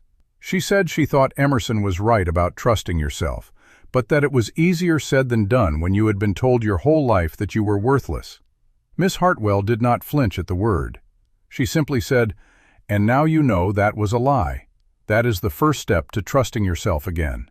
When the lesson ended, Miss Hartwell packed her satchel and stood by the door. "I will see you on Thursday, Lily. Keep reading." "I will, thank you, Miss Hartwell." The rain had stopped by the time Miss Hartwell left. The clouds were breaking up, letting shafts of pale sunlight through. Lily went out onto the porch and stood at the rail, watching the droplets of water on the corral fence catch the light. Cole came around the side of the house, leading Hannibal and the dappled gray mare. "Ready for that ride, Miss Lily?" "Yes, sir." He helped her mount. The saddle was still damp, but she did not mind. They rode out through the south gate and across the pasture where the grass was wet and sparkling. The air smelled of wet earth and hay and something green and growing. They rode for about an hour, following a creek that wound through a stand of cottonwoods, the leaves just beginning to turn yellow. Cole pointed out landmarks. A old line shack, a spring where the deer came to drink, a rock formation that looked like a sleeping bear. Lily listened, storing each detail away. Then he reined in at the base of a low hill. "We'll leave the horses here. The rest is on foot." They dismounted and tied the reins to a low branch. Cole led her up the hill, his boots slipping slightly on the wet grass. At the top, he stopped. Lily caught up and stood beside him, and her breath caught in her throat. Below them lay a valley, a long, gentle bowl of green with a stream running through the middle and a stand of oaks at the far end. The sun had broken through fully now, and the light fell on the valley like a blessing. "This is the heart of Maddox Ridge," Cole said. "This is where I used to bring Sarah when she was little. She called it the Green Hollow. She said it was the prettiest place on earth." Lily was quiet. She looked at the valley, at the way the light moved across it, at the stream flashing silver. "It is pretty," she said. "I wanted you to see it because I want you to know this place. All of it. Not just the house and the barns and the fence lines, the heart of it. The part that matters." He turned to look at her. "And I wanted to tell you that I've started the adoption paperwork. It's official now. A permanent adoption. You'll be Lily Carter Maddox, not just by my word, but by the law of this state." She felt tears prick her eyes again. She had not thought she had any tears left, but they came anyway. "Daddy." "I know, I know." He pulled her into a hug, his arms solid and warm around her. "You don't have to say anything." They stood there for a long time, at the top of the hill, looking down at the green hollow. The sun moved across the sky. The shadows shifted. And Lily Carter, soon to be Lily Carter Maddox, let herself believe that she had finally found a home. The next few days were quiet. The rain had washed the dust from the air, and the ranch settled into the slow rhythm of late autumn. The men were busy mending fences and bringing in the last of the hay. Maria was putting up preserves, the kitchen filled with the steam of boiling jars and the sharp scent of vinegar and spices.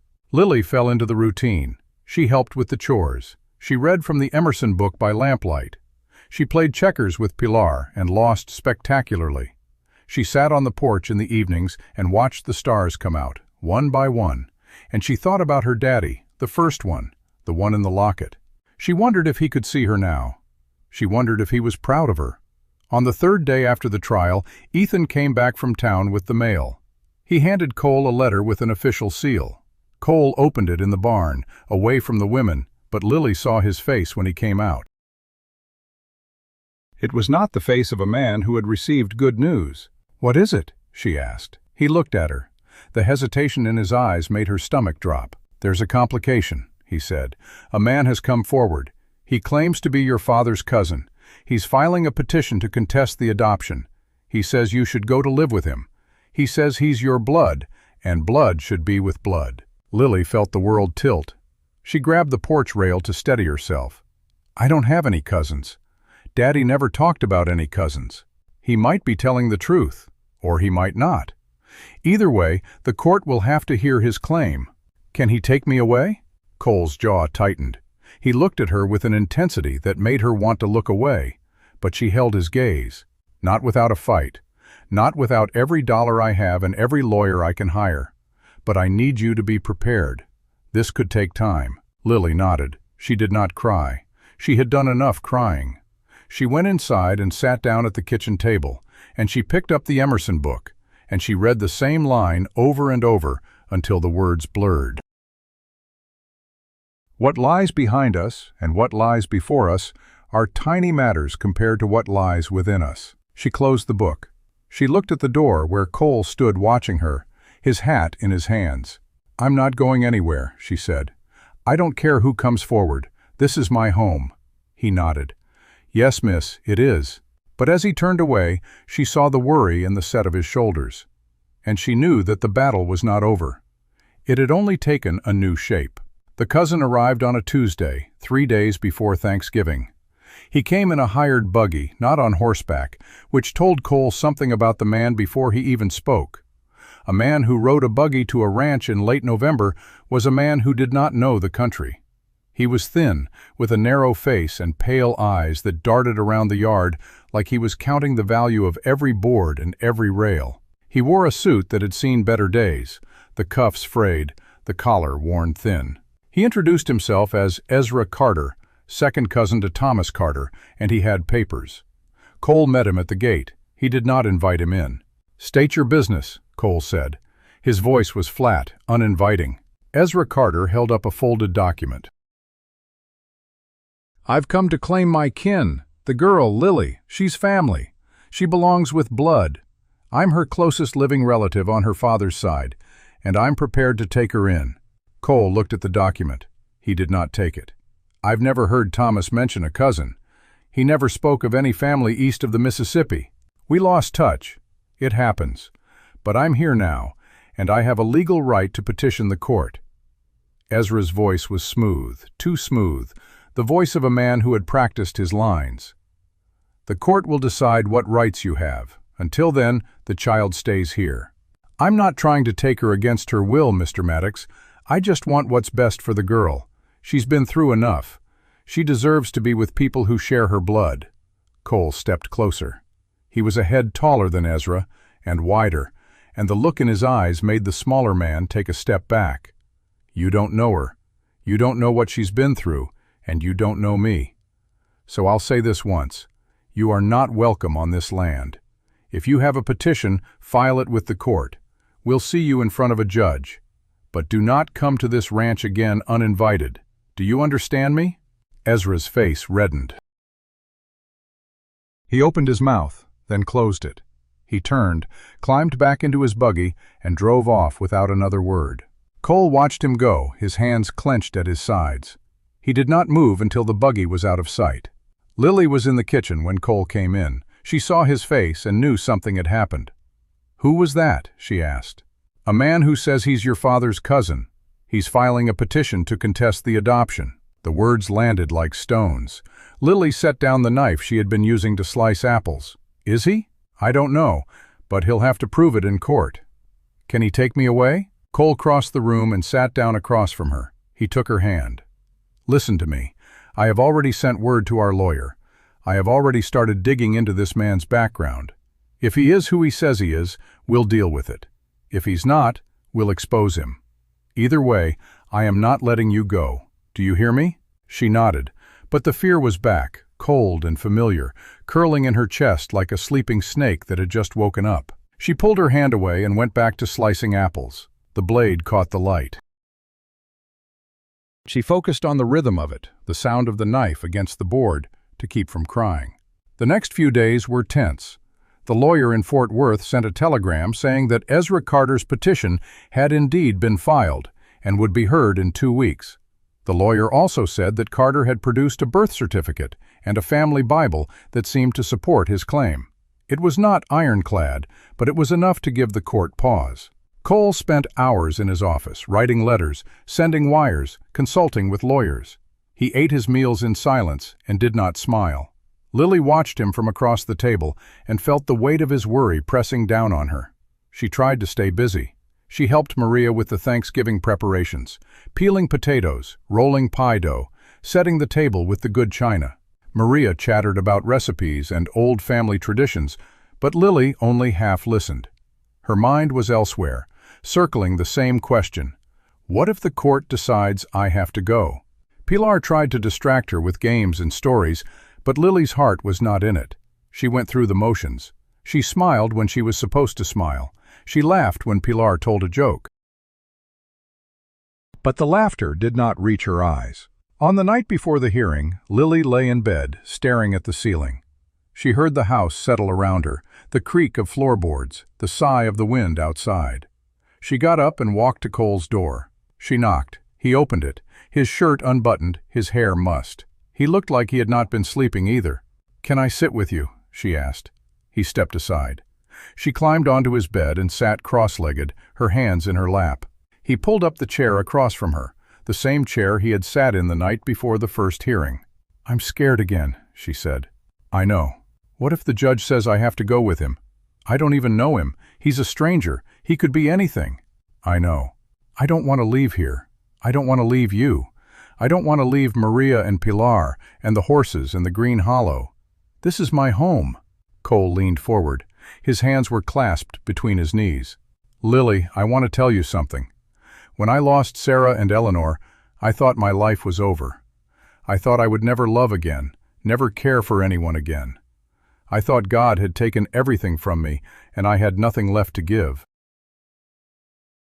And then I found you on that road, And you were so small, so broken, but you looked at me with those eyes, and you thanked me for stopping.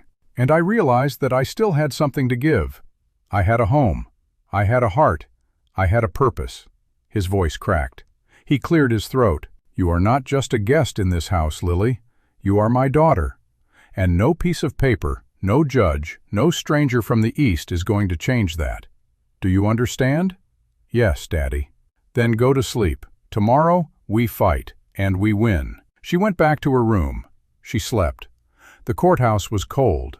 The November wind had teeth, and it bit through the thin walls of the old building.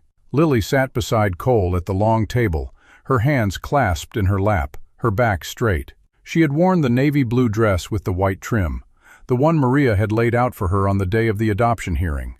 It felt like armor. Ezra Carter sat at the other table, his lawyer beside him, a younger man with a sharp jaw and restless fingers.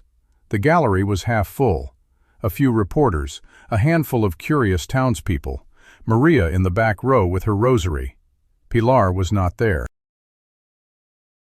Maria had decided she was too young to watch another court proceeding. Judge Bouchard was on the bench again. He looked at the papers, then at the two tables, and his face was unreadable. "We are here today on the petition of Mr. Ezra Carter, who claims to be the closest living blood relative of the minor child, Lily Carter, and who seeks to contest the adoption filed by Mr. Cole Maddox. Mr. Carter, you may proceed." Ezra's lawyer stood.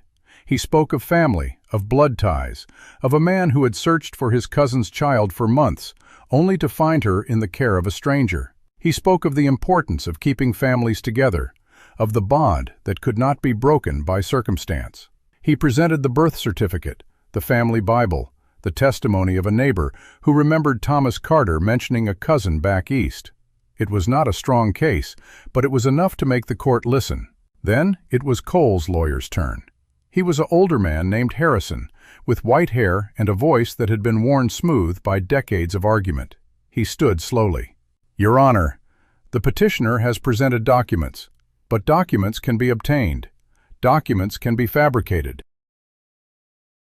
What cannot be fabricated is the bond between this child and the man who saved her life. What cannot be fabricated is the testimony of a 13-year-old girl who has already been through more than any child should have to endure. We ask the court to deny this petition and to allow the adoption to proceed." Judge Bouchard nodded. "I will hear from the child." Lily's heart stopped. She looked at Cole. He squeezed her hand. "You know what to say, just the truth." She walked to the witness chair. She sat down. The bailiff held out the Bible. She put her hand on it. "Do you swear to tell the truth, the whole truth, and nothing but the truth, so help you God?" "I do." Judge Bouchard leaned forward. "Miss Carter, do you know this man, Mr. Ezra Carter?" "No, sir. I never saw him before he came to the ranch last week." "Has your father ever spoken of him?" "No, sir. My daddy never mentioned any cousins. He said his family was all gone. He said I was all he had left." "And Mr. Maddox, how would you describe your relationship with him?" Lily looked at Cole. He was watching her, his hands flat on the table, his eyes steady. "He's my father," she said. "He's the only father I have left. He saved my life. He gave me a home. He taught me to read. He showed me the green hollow. He held me when I cried. He's my father, and I don't want to go anywhere else." Her voice did not break. It was clear and steady, the voice of a girl who had found her ground and would not be moved from it. Judge Bouchard was silent for a long moment. He looked at the papers. He looked at Ezra Carter. He looked at Lily. Then he said, "Mr. Carter, I have reviewed your petition. I have reviewed the documents you provided, and I have reviewed the testimony of this child. I find that your claim, while not without some evidence, is insufficient to override the clear and demonstrated bond between Miss Carter and Mr. Maddox. The adoption will proceed. This court is adjourned." The gavel came down. Ezra Carter's face went pale. He stood, opened his mouth, but his lawyer put a hand on his arm and shook his head. The case was over. Lily did not remember walking out of the courthouse. She remembered Cole's hand on her shoulder. She remembered the cold air hitting her face. She remembered Maria hugging her so tight she could not breathe. She remembered Pilar running toward her across the yard when they got home, shouting, "You stayed! You stayed!" She remembered the feast that night, the laughter, the music, the old vaquero Tomas playing a fiddle while Diego clapped along. She remembered sitting on Cole's lap at the head of the table, something she had not done since she was a small child, and feeling his arms around her. She remembered looking up at him and saying, "I'm not going anywhere. Ever." And she remembered the way he had smiled, really smiled, the first full smile she had seen on his face since the day she met him. "No, miss," he said, "you're not." That night, after the house was quiet and the lamps were low, Lily stood on the back porch and looked up at the stars. The sky was clear and cold, the stars sharp as diamonds. She took the locket out from under her dress and opened it. Her daddy's face looked back at her, tired and kind. "I stayed, Daddy," she whispered. "I stayed." The wind picked up, rustling the dry leaves in the yard. She closed the locket and tucked it back in her dress. She went inside. She climbed the stairs. She paused at the top and looked down the hall to where Cole's door stood slightly ajar. A sliver of light fell across the floorboards. She walked to his door and pushed it open. He was sitting on the edge of his bed, his Bible open in his lap. He looked up. "Can't sleep?" "No, sir." "Come here." She crossed the room and climbed onto the bed beside him. He put his arm around her and she leaned against his shoulder. "What were you reading?" she asked. "The 23rd Psalm, same one you read in the kitchen that day." "Will you read it to me? Out loud?" He was quiet for a moment. Then he cleared his throat and began to read, his voice rough and low. "The Lord is my shepherd, I shall not want. He maketh me to lie down in green pastures. He leadeth me beside the still waters. He restoreth my soul." She closed her eyes and listened. She heard his voice and she heard the words, and she felt the fear that had been coiled in her chest all week finally loosen its grip. She was home, she was safe, and she was loved. The last word of the psalm hung in the air between them. Cole closed the Bible. "Now sleep."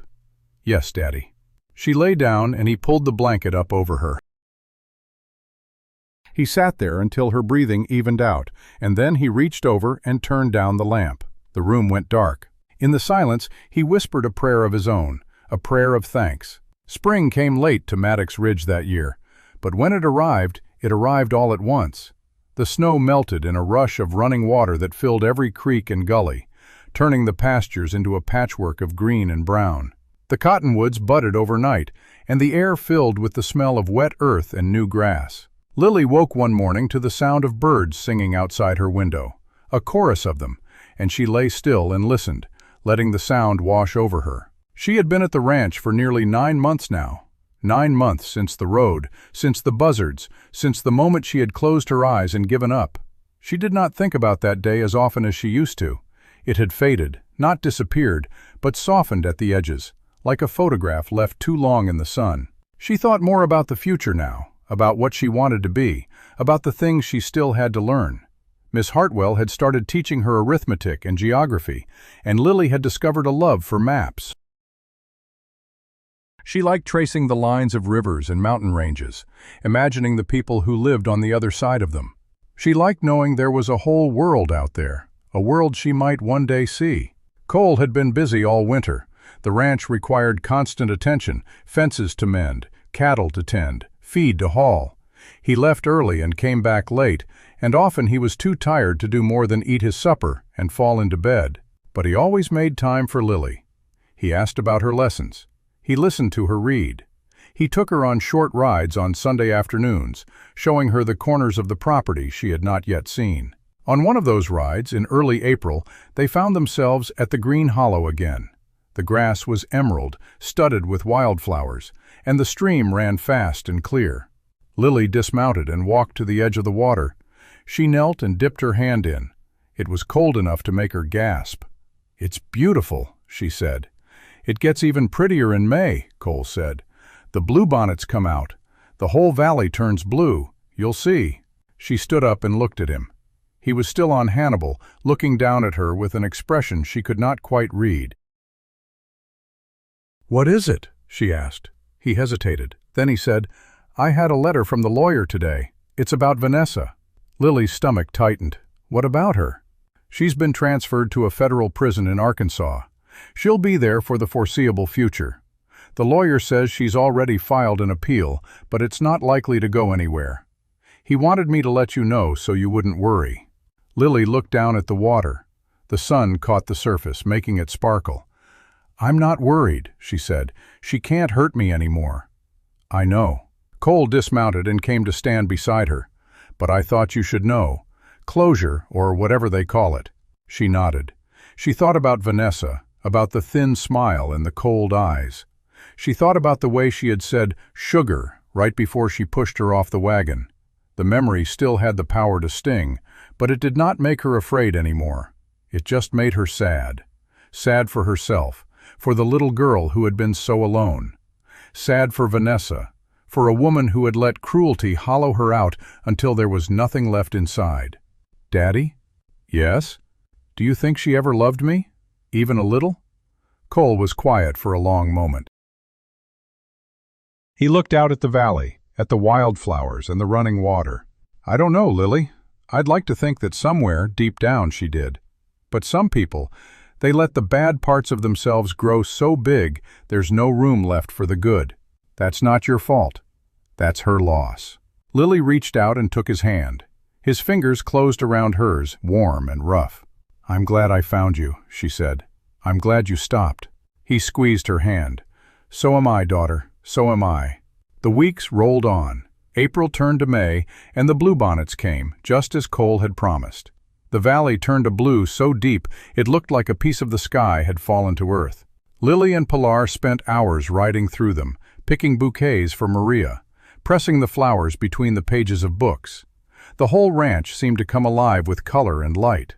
On a warm Saturday afternoon, Lily was in the barn brushing Luna when she heard a commotion in the yard. She set down the brush and walked to the door. A wagon had pulled up, driven by a man she did not recognize. He was thin, with a sunburned face and a worried look. In the back of the wagon, wrapped in a blanket, sat a small child. A boy, maybe 8 or 9 years old. His eyes were wide and dark, and he was clutching a cloth sack to his chest, like it was the only thing he owned in the world. Cole came out of the house. He walked to the wagon and spoke to the man in a low voice.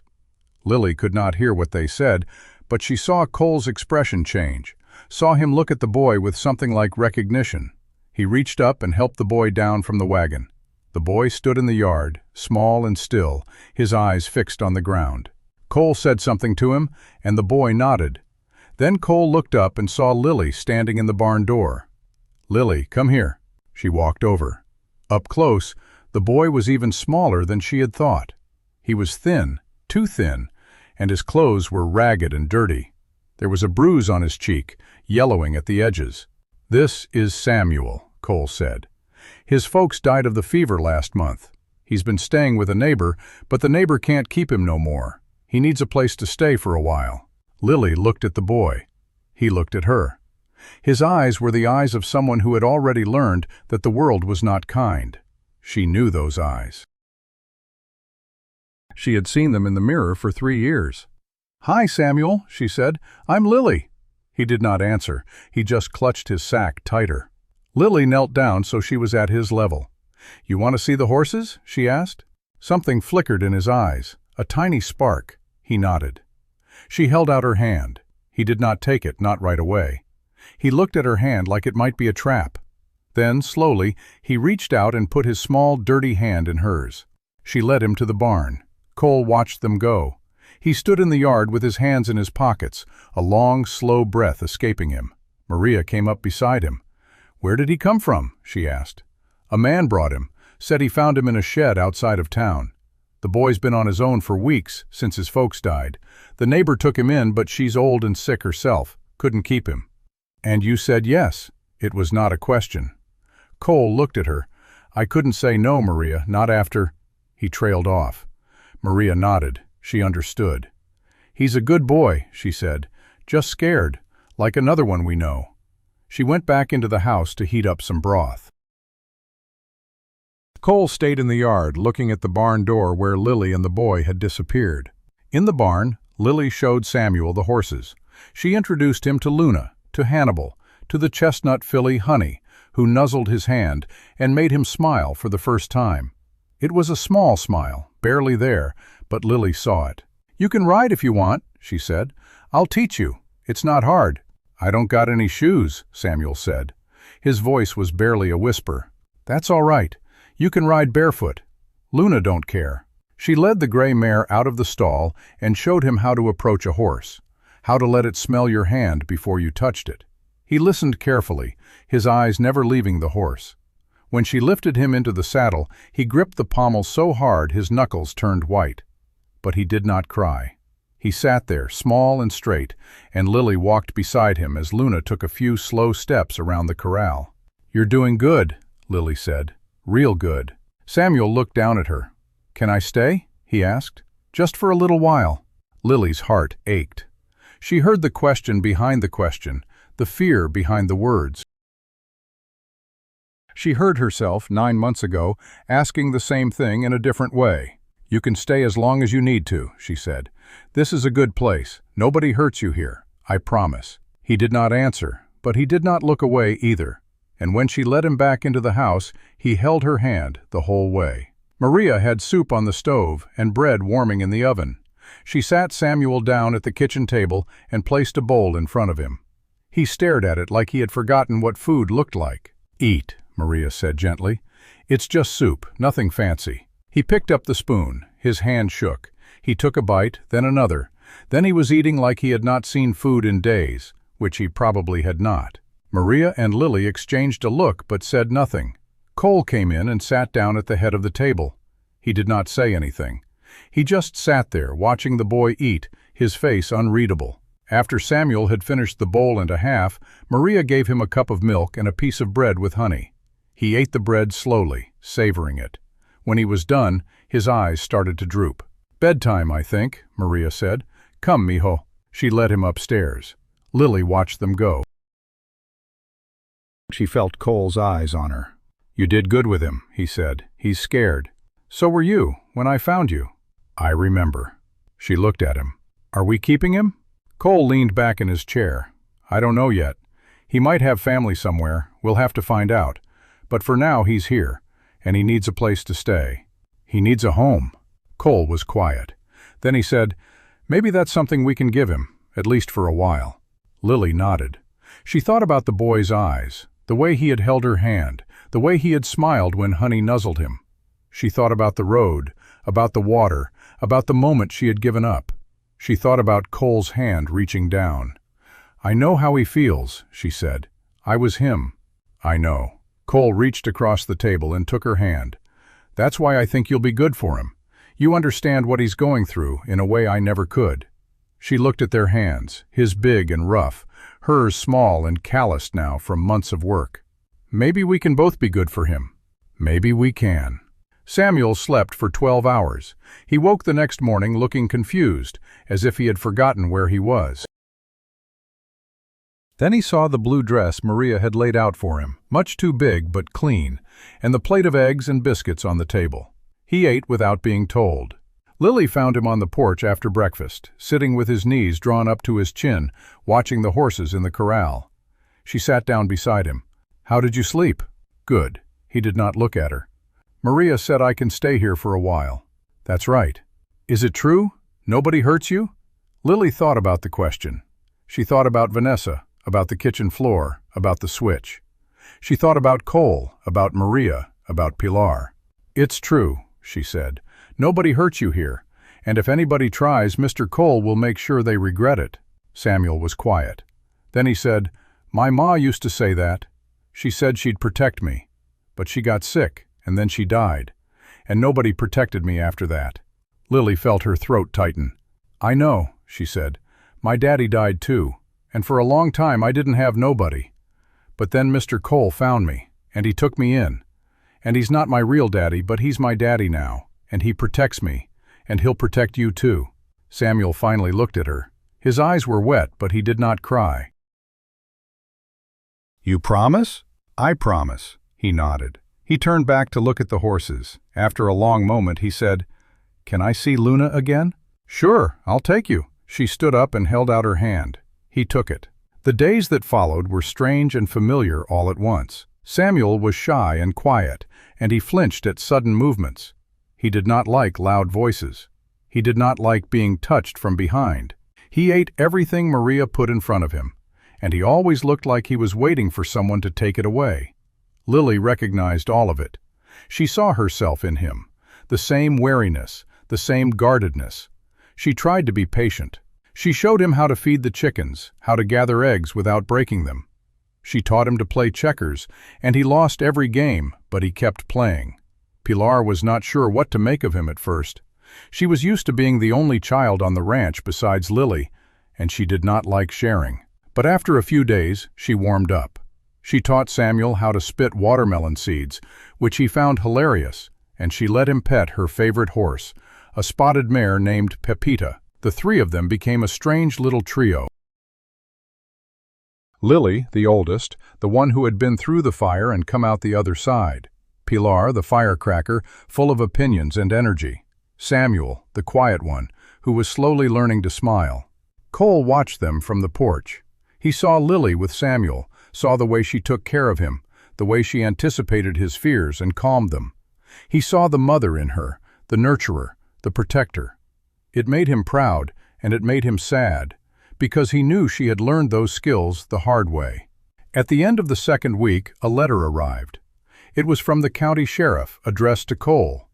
He opened it in his office, and when he came out, his face was serious. "Samuel," he said, "I need to talk to you." The boy looked up from the checkerboard. He went pale. He followed Cole into the office, and Lily watched the door close behind them. She sat at the kitchen table, her heart pounding. She did not know what the letter said, but she could guess. Samuel had a family somewhere. Someone was coming to claim him. The fear she had thought was gone came rushing back, not for herself, but for him.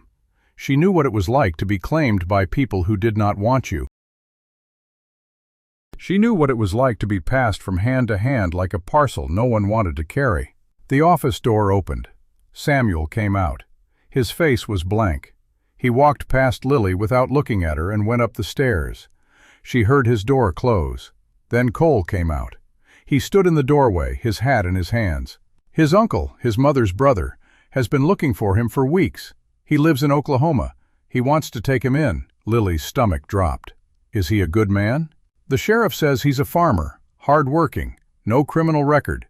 He sounds like a decent sort. Then why does Samuel look like he just lost everything?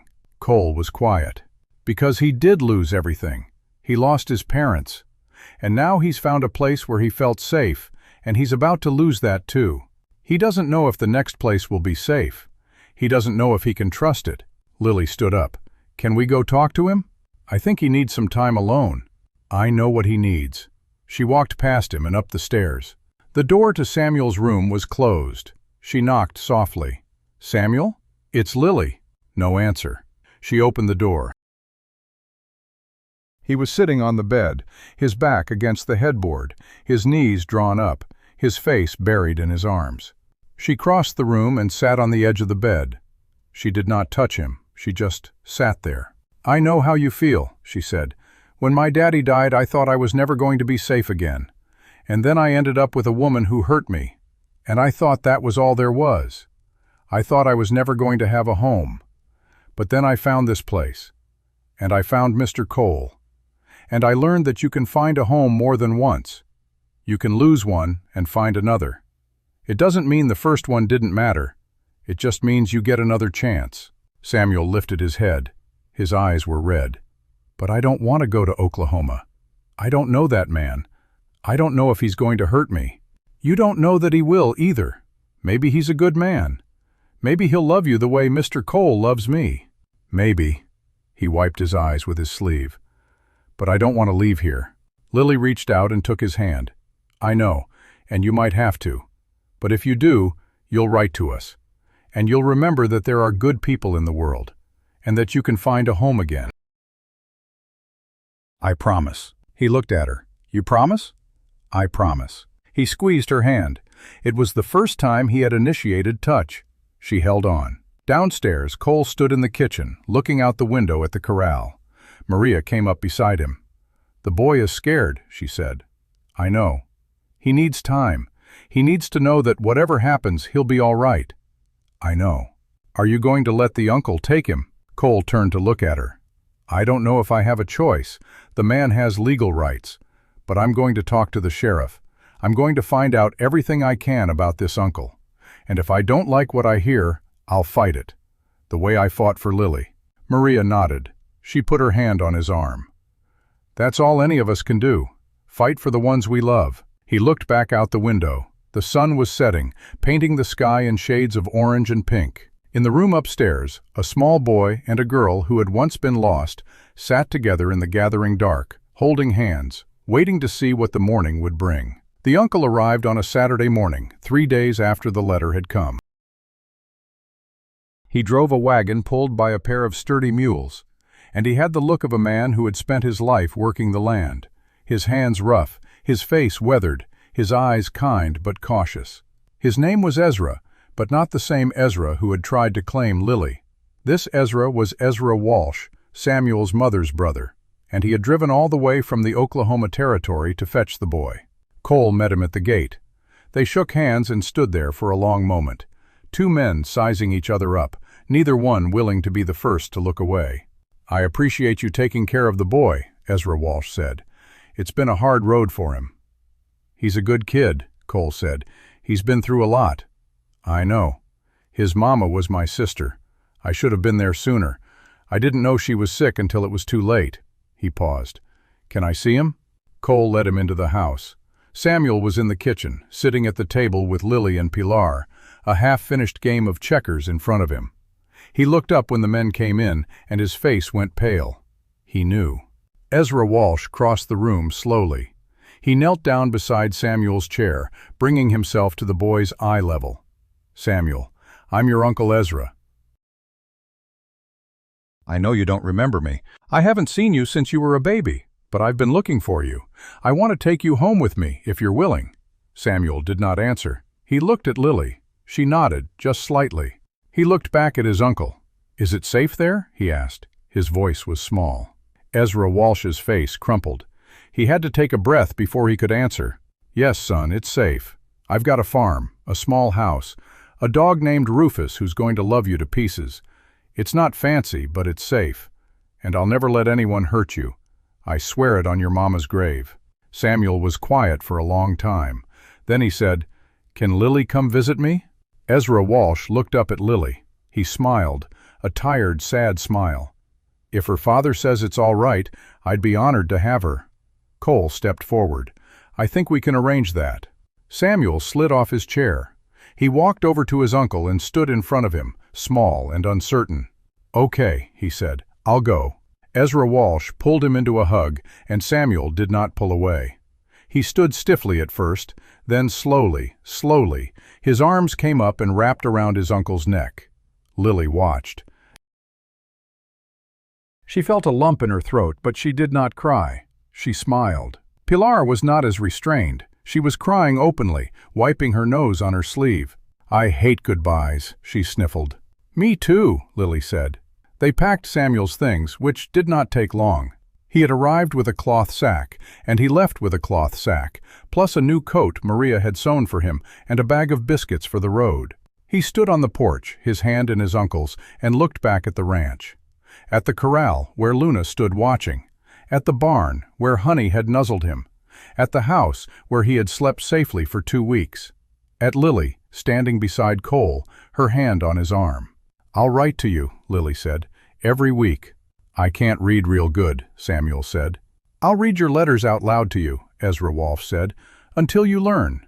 Samuel nodded. He looked at Lily one more time. "Thank you," he said, "for showing me the horses, and for being my friend." "You're welcome," Lily said. "You're my friend too." He climbed into the wagon. Ezra Walsh clicked his tongue, and the mules started forward. Samuel did not look back. He sat straight and small on the bench, his eyes fixed on the road ahead. Lily watched until the wagon was a speck on the horizon. Then she turned and went inside. The house felt empty without Samuel. It was strange how quickly a person could become part of a place, and how loudly their absence could echo. Lily went through her chores in silence. She fed the chickens, gathered the eggs, swept the kitchen floor. She sat through her lesson with Miss Hartwell and answered questions about geography without really hearing them. At supper, the table seemed too big. Pilar was subdued. Maria stirred her soup with more force than necessary. Cole ate without speaking. After the dishes were cleared, Lily went out onto the back porch. The stars were coming out one by one, like candles being lit in a vast, dark room. She sat on the top step and wrapped her arms around her knees. Cole came out and sat beside her. "You miss him," he said. "Yes, sir. He'll be all right. His uncle seems like a good man." "I know, She trailed off. "You just what?" "I just wish he didn't have to leave. I wish every kid who got thrown away could find a place like this, a place where somebody stops." Cole was quiet for a long moment. Then he said, "We can't save everybody, Lily. I wish we could, but we can save the ones who come across our path. And maybe that's enough. Maybe that's all any of us can do." She looked at him. The starlight caught his face, softening the hard lines. "You saved me," she said. "You saved me, Daddy." He put his arm around her. "And you saved me right back, daughter. Don't ever forget that." The summer came on hot and dry. The grass turned golden, and the creek shrank to a trickle. The cattle gathered under the cottonwoods, switching their tails at flies. Lily turned 14 in June. Maria baked a cake, and the whole ranch gathered to sing. Pilar gave her a bracelet made of braided horsehair. Cole gave her a new saddle, tooled leather with her initials on the cantle. Lily cried when she saw it. She had never owned anything so fine. She spent the summer riding. She and Pilar explored every corner of the ranch, from the south fence line to the north bluffs. They swam in the creek when the heat got unbearable, splashing and laughing in the brown water. They lay on their backs in the grass at night and named the constellations, the Dog Star, the Drinking Gourd, the wide, sprawling river of the Milky Way. Lily wrote letters to Samuel every week. She told him about the horses, about the cake, about the new saddle. She told him about the bluebonnets that had bloomed and faded, and the way the sun set behind the bluffs in a blaze of orange and red. He wrote back, short letters in a child's careful hand, saying that the dog Rufus had learned to fetch, that the corn was coming up tall, that his uncle had taught him to whittle. He said he missed her. He said he was happy. That was enough. In August, a letter arrived from the Pinkerton office in St. Louis. Ethan brought it up from town and handed it to Cole without a word. Cole opened it in the kitchen, with Lily and Maria watching. He read it once, then again. Then he set it down on the table. Vanessa's appeal was denied. She served 6 months of her sentence. The lawyer says she's not doing well. She's been in the infirmary. He doesn't expect her to make a full recovery. Lily felt nothing. No satisfaction, no pity, no relief. Just a quiet emptiness where the fear used to live. "Is she going to die?" she asked. "I don't know, maybe. The lawyer seems to think so." Lily looked out the window. The sun was high, the yard bright. "I don't hate her," she said. "I used to, but I don't anymore. I just feel sorry for her." Cole folded the letter and put it in his pocket. "That's a good sign, Lily. It means you've healed." She turned back to him. "I had good help." Autumn came, and with it, school. Miss Hartwell had convinced Cole to enroll Lily in the one-room schoolhouse in Fort Worth, at least for the winter months. Lily was nervous on the first day. She stood at the gate in a new dress, her lunch pail in her hand, her stomach full of butterflies. Cole drove her in the wagon. He did not say much, but he kept looking at her, checking to make sure she was all right. "You'll be fine," he said, as they pulled up in front of the schoolhouse. "You're smart, you're kind, you'll make friends." "What if I don't?" "Then you'll come home and tell me about it, and I'll make you a cup of tea and listen. And then you'll go back the next day and try again." She took a breath. She climbed down from the wagon. She walked up the steps to the schoolhouse door. She looked back. Cole was still sitting in the wagon, watching her. She waved. He waved back. She went inside. The schoolhouse was small, with rows of wooden desks and a pot-bellied stove in the corner. The teacher was a young woman with a kind face named Miss Porter. She introduced Lily to the class, and Lily stood at the front, feeling all those eyes on her. She wanted to shrink into the floor, but then she remembered the courtroom. She remembered the witness stand. She remembered telling the truth in front of a room full of strangers. Compared to that, this was nothing. She lifted her chin. "Hi," she said. "I'm Lily Maddox." She sat down in an empty desk. A girl with red hair and freckles leaned over. "I'm Clara. You want to sit with me at lunch?" "Sure," Lily smiled. It was a small smile, but it was real. She made a friend. The months rolled on.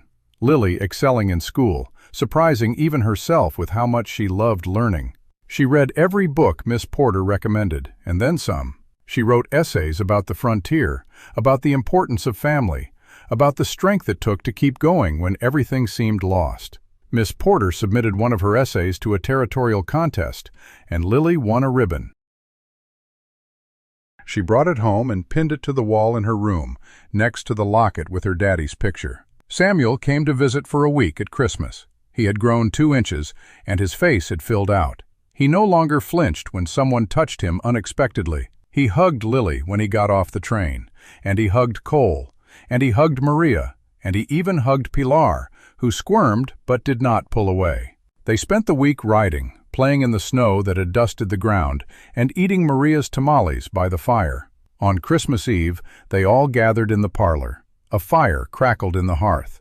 The tree was a juniper Cole had cut himself, decorated with strings of dried berries and tiny candles. Samuel sat on the floor, his back against the sofa, a new whittling knife in his hands. Pilar was trying to teach him a card game. Maria was in her rocking chair, knitting. Ethan stood by the fire, a cup of cider in his hand. And Lily sat on the sofa next to Cole, his arm around her shoulders, her head resting against his chest. She looked around the room. At Samuel, safe and happy. At Pilar, loud and loving. At Maria, steady and warm. At Ethan, loyal and strong. At Cole, her father. Her family, the family she had found on a road in July when she had given up hope. "What are you thinking about?" Cole asked, his voice low. "I was thinking about that road," she said. "The day you found me. That was a hard day." "It was, but it was also the best day of my life, because it led me here." He squeezed her shoulder. "I think about that day too. I think about what would have happened if I had taken the other road, the one that went around the long way. I would have missed you." "But you didn't take that road." "No, I didn't." He kissed the top of her head. "And I never will." After the guests had gone to bed and the house was quiet, Lily stood on the back porch, looking at the stars. The cold air bit at her cheeks, but she did not mind. She pulled the locket out from under her dress and opened it. Her daddy's face looked back at her, tired and kind. "I'm happy, Daddy," she whispered. "I'm home." A shooting star streaked across the sky, a brief, bright flare against the darkness. She made a wish. She did not tell anyone what it was, but if you had been there, if you had seen her face in the starlight, you would have known. She wished for more nights like this. More laughter, more love, more chances to be the person who stopped for someone else, the way Cole had stopped for her. She closed the locket and tucked it back inside her dress. She went inside. She climbed the stairs. She paused at the top and looked down the hall. Cole's door was open. She could see him sitting on the edge of his bed, his Bible open in his lap, reading by lamplight. She walked to his door and pushed it open. "Can't sleep?" he asked. "No, sir." "Come here." She crossed the room and climbed onto the bed beside him. He put his arm around her. She leaned against his shoulder. "Will you read to me?" she asked. "The 23rd Psalm?" He found the page. He cleared his throat, and he read, his voice rough and low, the words falling like stones into still water. "The Lord is my shepherd, I shall not want. He maketh me to lie down in green pastures. He leadeth me beside the still waters. He restoreth my soul." She closed her eyes.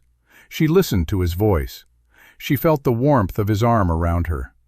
And she knew, with a certainty that went deeper than words, that she was safe, that she was loved, that she was home. And somewhere in the vast, starry sky above Maddox Ridge, a girl who had once been thrown away lay sleeping in the arms of the man who had found her, and the world was, for a moment, exactly as it should be. This is Clint Dawson, and you've been listening to Frontier Heart Audio. Until next time, keep your heart open and your trails safe.